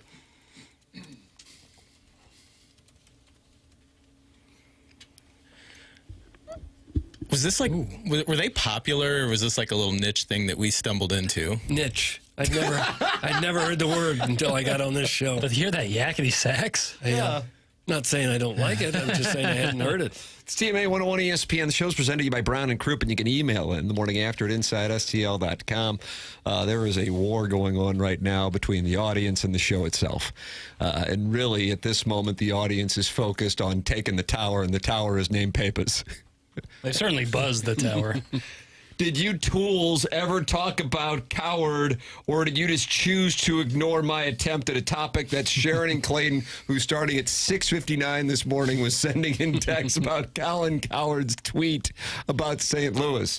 So we went to, because I don't know if anybody on the dais follows Colin Coward on the Twitter tweets or not, but all I know is we went there and we believe the tweet that Sharon is referencing is the following. St. Louis is currently 19th in MLB attendance. There was an argument it was the most rabid and loyal baseball city in America less than 10 years ago. I don't know what to do with that. I don't disagree with it. I don't really find it all that alarming. I guess the fact that he even spent 20 seconds tweeting it, considering the reach of his audience and the lack of national interest in A, baseball, but to be more specific and more importantly, B, St. Louis baseball in August 2025 is the more surprising part. But I don't really know what he said that was a big deal, but I will, of course, read Sharon's text when she explains her perspective. St. Louis is indeed currently 19th in MLB attendance. There was an argument it was the most rabid and loyal baseball city in America less than 10 years ago. I would agree with both of those statements. Yeah, I would too. Maybe 5 years ago even, as recently. It's like the least takey thing Cowherd's ever said. Yeah. But that's why I'm wondering if maybe I'm missing something. Arbor Day does not think I am. Nice to see Sharon's garage isn't the only detached thing about her. Oh. Damn. Gosh. No one cares. More water aerobics, less texty. That's from Arbor Day, who has won back-to-back Texture of the Year honors here on the morning after, Doug. And they want her to do more water aerobics? Is that like jazzercise? I think that's what you do when you're really old and you don't want to hurt your bones. Yeah, those dumbbells that like you get in the water. Yeah. I've seen that. I think it's just moving. I don't think there's dumbbells involved, are there? I don't believe so. I've seen it done at some like all-inclusive resorts south of the border. So it's just standing in the pool? Just like jumping jacks and twists. Jumping jacks? It's for older people to exercise and not get hurt. Yeah. Is Arbor Day the best to ever do it in the text department? Wow, what a question. Question has to be asked. Justin in Columbia would like Justin in Columbia, but Justin in Columbia strikes. Yeah. Arbor Day is day in and day out. Yeah. I was always into the petite gentleman. Oh. He seldom texts in. You're into petite gentlemen? No, there's a Don't texter. kink shame, Doug. You're getting close. Yeah, boy, howdy. There was a texter named the petite gentleman, and I always liked his text, but I don't see him in there anymore. Sharon, off-brand. Well done, Arbor Day. Thank you for the laugh. How about that? Huh. Okay. She also says, just thought it was an interesting shot across the bow to a fan base and city that he probably cannot even point out on a map. He was clearly engagement farming. All right, so Sharon is not like upset about it. She's just saying she was surprised. So she, I guess, had the same reaction I did once she brought the tweet to my attention, that it was surprising that he would even bring it up. You know, it's like if you were to tweet out something about the UFL, you'd be like, okay. Right. Odd. I mean, talking Cardinal baseball in August 2025, but I guess this is the proverbial dead zone if you do national stuff. Yeah, for sure. Yeah, I guess you could say it's engagement farming because you know it is going to get engagement. But, like, it's a take without really giving a take. It's really just reporting. Like, and then that claim that it was once the most rabid or loyal, yeah, I think that's fair. Yeah. So it might be engagement farming, but I don't think it's like misguided. If anything, and I don't like I said, I don't follow him on Twitter, so I don't know what the tweets are normally about. Sure. The only tweet I'm looking at. But I think my reaction is he's probably just like, man, what the hell happened? It's just kind of a holy crap type of thing. I don't know this might be a reach, but for me growing up, you said Nebraska football, and you're like, oh man, you're not only going to lose, you're going to lose big. And a couple decades later, they're a punchline. You know, they're not even in the conversation. So perhaps he's like, man, and he's got no ties to St. Louis. But he was a Portland guy, I think. And he's just looking at it from a national standpoint, not close to it. Like, God, when I would think of St. Louis, I would think of baseball, and I just happen to see it because they're playing the Yankees. And empty ballpark. If there are fans there, many of them are cheering for the Yankees. And the Cardinals have guys that I've never heard of. Holy crap, how far has it fallen? So that would be my parallel, would be Nebraska football. There might be some other ones that would be somewhat...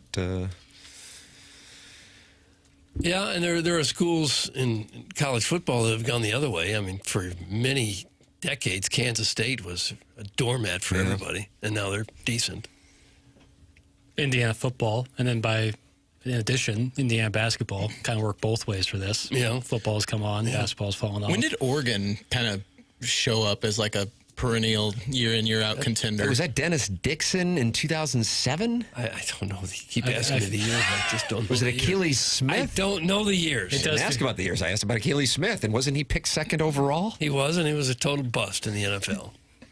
But you're right, Oregon was not a power at all for most and that's of the because they 20th started century. switching up their uniforms, which now Missouri does, and now Missouri is picked to be champions of the world. Chrome wings. They had the chrome wings on their helmets. Pretty cool. Colin Coward's tweet before that was, had no idea iced tea and vodka were a thing. Sort of a summer revelation. Drink emoji. So, Well, that's not a John Daly, is it? I think once you add lemonade, it would become a John Daly. Okay. So he just kind of Larry Kings it on the Twitter tweets? Is that what goes on? Yeah. Pizza, good. It's like he's been told you will tweet 5 times a day. Columns have to be You think that's in his contract? Probably. I don't know.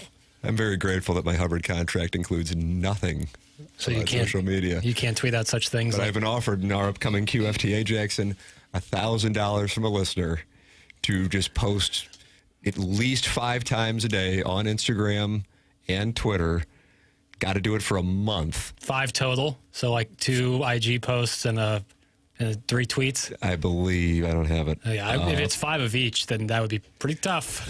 I think 1 a day is tough. Is it a wager where if you don't do it, you have to pay, or is this one-sided? It is like an offer to do it, I suppose. Do they have to be I think it's kind of putting me to the test. Yeah. Do they have to be hot sports takes, or can it just be?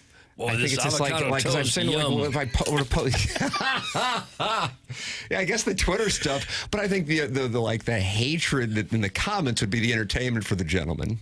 Mm-hmm. I'm operating on a premise, by the way, and maybe mistakenly so, that this is a man offering this. Doug, I don't know if you disagree. Do you think it's a man? And then, like, anything that I do involves either golf or my family. Like, it's just not exciting. Yeah. I guess I went to a nice dinner on Saturday, but I would never post about it. Well, you're going to have to. Maybe take a we picture should all of do that. We should all just do random posts about avocado toast or anything else that comes up in our head, just to see if it'll ruffle some feathers. Yeah. Or confuse people. Like I would tweet, like, are people still wearing ankle socks? Question mark. Nice tweet. See, I'm nice intrigued. Tweet. Yeah. Now I'm intrigued. Yeah, and I'm engagement farming, you know. And that is engagement farming? Well, I'm hoping people would engage with it. If no one engages with it, that would honestly be more embarrassing. Mm-hmm. If I tweet that out and then no one says anything. I could do a post Monday, leg day. Yeah. That'd be enough. Yeah. Shot of me at the gym. I just started. I tweeted avocado toast. That's a good post. Yeah, good start. The difference, though, is most of those fans still show up. St. Louis is not. Nebraska still has the longest sellout streak in the nation. That's from the 314. It was pretty telling that the crowds were bigger in Colorado for the Rocky games than they were in St. Louis. That truly did surprise me. Yeah. And if I were taking this person's $1,000, I probably would have tweeted that. Yeah, that to me is a better comp than like Nebraska football, where they only have 6 or 7 home games a year, and it's not like they're bustling with pro sports in Nebraska. Yeah, Nebraska football is everything in that state. I wouldn't call it drive-through country like they did on Outkick, but... What kind of socks are we supposed to wear? So the 314. Well, there's multiple. There's crew, which are like the quarter socks. Well, actually, the quarter socks would be the quarter socks, and the crew, which go about halfway up the leg. And there's a thing in Gen Z culture where ankle socks are frowned upon. Are they? Yeah. Don't sleep on compression socks. Cut that off. That's also huge in the Gen Z market. Well, that's another take. I could have posted that. Yeah. Maybe this guy will email you. We're just going to be rolling it, and people just offering us to just tweet nonsense and post pictures of my family. Oh, you'll be so handsomely rewarded. That compression socks can help you avoid varicose veins. Really? Yeah. Nice. How they look? Just like any other sock. Yeah. You don't know that people are wearing. I happen to be wearing them now. Are you? Ooh, What bad color? Boy. Nude gray. Gray? Oh. Yeah. They actually squeeze the bottom of your legs to pump blood more up. I don't think I need them, but the doctor 4 years ago said, yeah, this will help. So here I am still wearing compression socks. Yeah. You still drinking the apple juice in the morning? Oh, yes, by all means. I saw some at Trader Joe's yesterday, and I thought of you. I thought maybe I should get some apple juice. It's fantastic. It's even better than orange juice. Isn't that high in sugar? I'm surprised you would drink that. No, some comes with no sugar. Oh. Okay, then. What's the deal with the apple juice? It's supposed to lower your blood pressure. Oh, is that okay? So I I started drinking it, and it tastes. I care less about the blood pressure. I don't have a blood pressure issue, but it just tastes so much better than orange juice. Yeah. You don't get that acidic. I don't like orange juice. I'm going to tweet that out. See, that's another one. Yeah, maybe I should just take this $1,000. If it all has to be as we this can turn nonsense. this into like the Seinfeld contest and just see who lasts the longest. The Twitter thing, I think, would be easy. Way easier. The Instagram thing. If you have to do 2 posts of like yourself. I think it's 5. Oh, in a day? 5 per day. So like outfit of the day at 5:45 a.m. Okay. Your lunch, yeah. Dinner. We have some pros in St. Louis in the media at this. So is that right? Yeah, you got to take a look and see what they're doing. And you could go to like a golf course and say my office for the day. I think it was kind of implied like I include like pictures of myself / friends, family. I wouldn't do that. Didn't sound very good. That's what I'm saying. $1,000. For $1,000? Yeah. No, that ain't but at good. the same time, it's like it's so easy, but my office for the day might be the most nauseating thing you could ever post. You're forgetting about we did a thing. Oh, yeah, that's right. I bought a house. Oh, yeah. What is we did a thing? If you get engaged, buy a house, get a dog, go on vacation, go to brunch, really anything. You put "we did a thing" as like. So can I just post "we did a thing"? Can that count as one of my posts? Yeah, and it's like you barbecuing Doug, bratwurst. this is going to happen. That's what it would look like. Yeah, we did a thing. Good call, Chairman. Oof. Changed a diaper. Did a thing. Did a thing. Yeah, it really can't go wrong. All right. But again, maybe I'll $1,000. accept this. What number is a good number? 10K? But that what would put you to test? Because if you're doing 1,000 a day, you got to break that down 30 days, 5 posts a day. What are you getting per post? The core issue is I kind of live by the mafia rules of social media. The wives and the children are off limits. I understand. You might play that rule. I understand. Well, I know. I understand. We do what we do, and that's the cost of doing business. That's fine. Yeah. But then it's like, I don't know about that. Yeah, it sounds awful. Yeah. Okay. So you're counseling me against this. I wouldn't do it. All right. That's Jackie. Well, I would. Let me change that. I would do it, but it would be. I don't have like a family or anything to protect. And clearly, I don't care about my image. Oh, cut that off. We have the Design Air Heating and Cooling email of the day. The morning after at InsideSTL.com is where you can send yours. This is TMA. It's presented by Brown & Crouppen on 101 ESPN.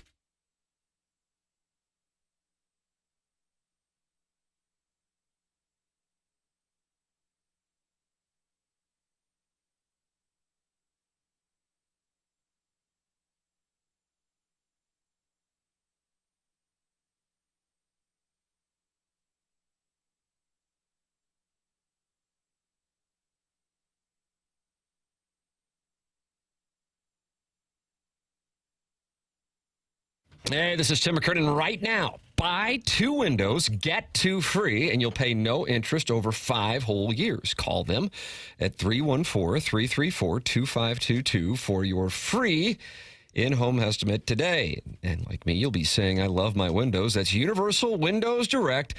We have been feeling the heat this summer. This weekend was brutal at times.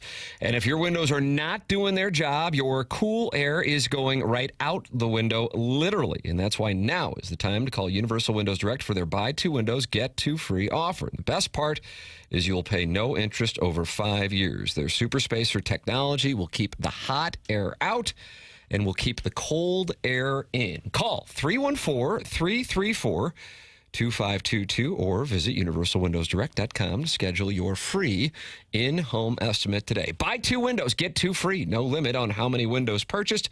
Once you feel the difference, you'll be saying what I say. I love my windows.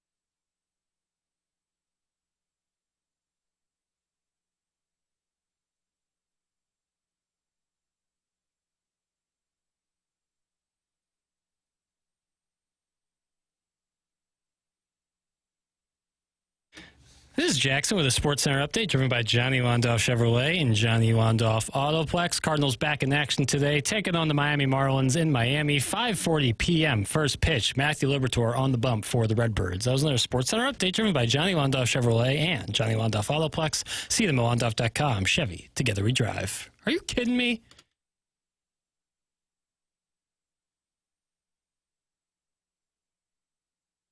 It's TMA 101 ESPN shows presented by Brown and Crouppen. We're also on YouTube, TMA STL YouTube channel. Subscribe to it, and you'll see how cute I am every day. Here's my outfit of the day, post 5:45. There's one. Cute top. Thank you. So if I do this in September, that's 150 Instagram posts. Oh, my Lord. I think you could do it. Do you even have 150 posts now? Ever? Yeah. I think my very first post was like I was playing a poker tournament at the Venetian in Las Vegas. And I have no idea why I posted it. You show the hand that you were dealt? I think so. It's just a selfie of you walking in to the casino saying, my office for today. Poker on TV really changed when they put the whole cam in, right? It was the whole reason for the growth of the game. Yeah. 2003. That's crazy that something so slight like that would impact sport. Do you call that the butterfly effect? Yeah, I think I would. Well, heating and air conditioning also changed in 1904 when Design Air came on the scene. If you have an air conditioner, I think most of us do, sooner or later, something is going to go wrong with it. A lot of them have trouble keeping the house cool when it gets to be as hot as it's been here lately. But you're okay now because you know you've got Design Air Heating and Cooling waiting there, waiting for your call if you need them. Seth Goldcamp will get a crew out there. He's been doing that since 1904. Well, Seth hasn't been there since 1904, but a family member has. Fourth generation of the family running the business. They started way back when, 1904. Hard to believe. They're not just another HVAC company. They're also the longest-running sponsor on TMA, and that loyalty says a lot. Seth Goldcamp has assembled a great team. It's a name you can trust. Leads a team that truly values integrity. You'll never be sold something you don't need at Design Air. Whether you're dealing with the summer heat or the St. Louis cold, they have got your back with dependable service and no-pressure solutions. So visit designairservice.com and schedule your service today. Design Air, comfort you can count on since 1904, and now home of the handsome repairman. Ask for Larry, the Silver Fox. Yeah, he's really cute. Time for the Design Air Heating and Cooling email of the day. Ow! I had a bit of a growth spurt in 8th grade, so I ended up playing Hoss Cartwright in our school play. Oh, good for you. Okay. My new blind date, Michael, was embarrassed and broke up with me on the spot. Walk home by yourself, you in your stupid 10-gallon hat. Doug, that comes from Midge. Gosh, that's a very odd email. Midge, but I watched Bonanza as a kid, so I get it. You guys inspire me every day, so I want to play along with you, and we'll be posting I Did a Thing update videos on my Lee May totem pole 5 times every day. Let the sponsorship dollars come rolling in. Cha-ching. That's from Shooter McGavin, the vice president of the secret number of laser cap minutes. It's just 6 minutes, isn't it? 6 to 8, yeah. Yeah. You still use it? Sure. Good. Hey, guys, missed most of today's show. The wife and I are taking the kids out for a last day of summer celebration. We are on the way to lunch and bowl. Lunch and bowl.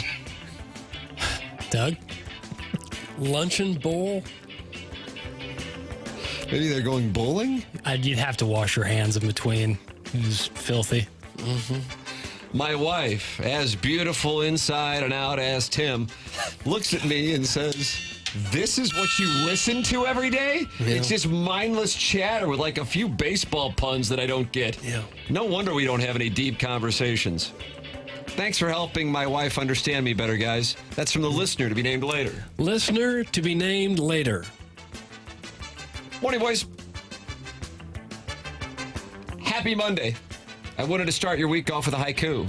McKernan the Great spits takes so hot you need gloves. Makes my pants so wet. Thanks, that's from Who's Your Daddy? Odd.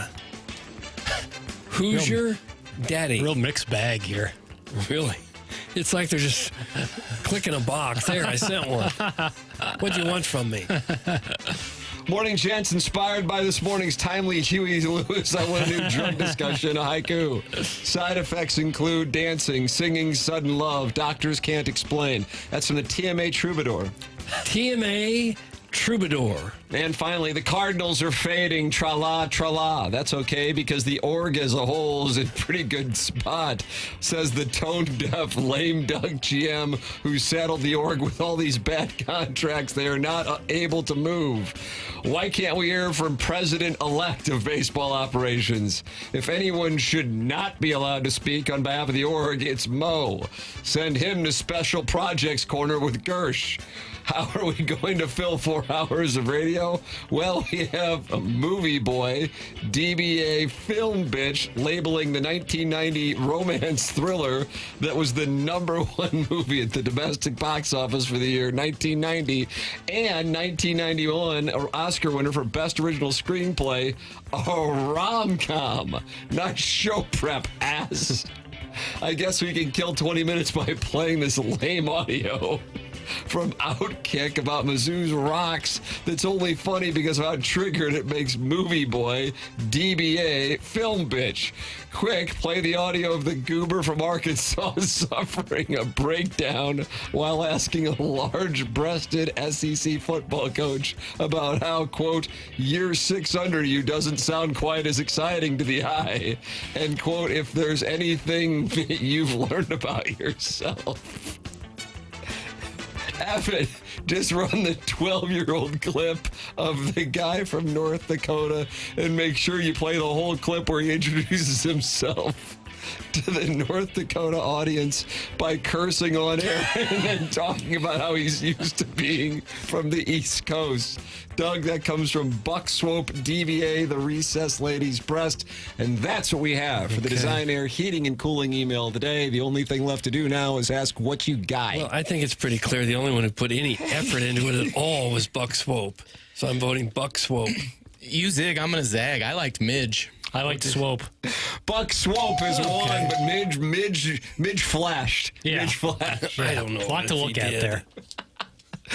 Congratulations to Buck Swope, who now has the lead for the month of August. BK and Ferrario are coming up next. Time for us to shut it down for Jackson Burkett, for Chairman Kurt, for Martin Kilcoyne, for my brother Kevin, for Douglas Elvin Vaughn. I'm Tim McKernan. This has been TMA, presented to you by Brown & Crouppen on 101 ESPN.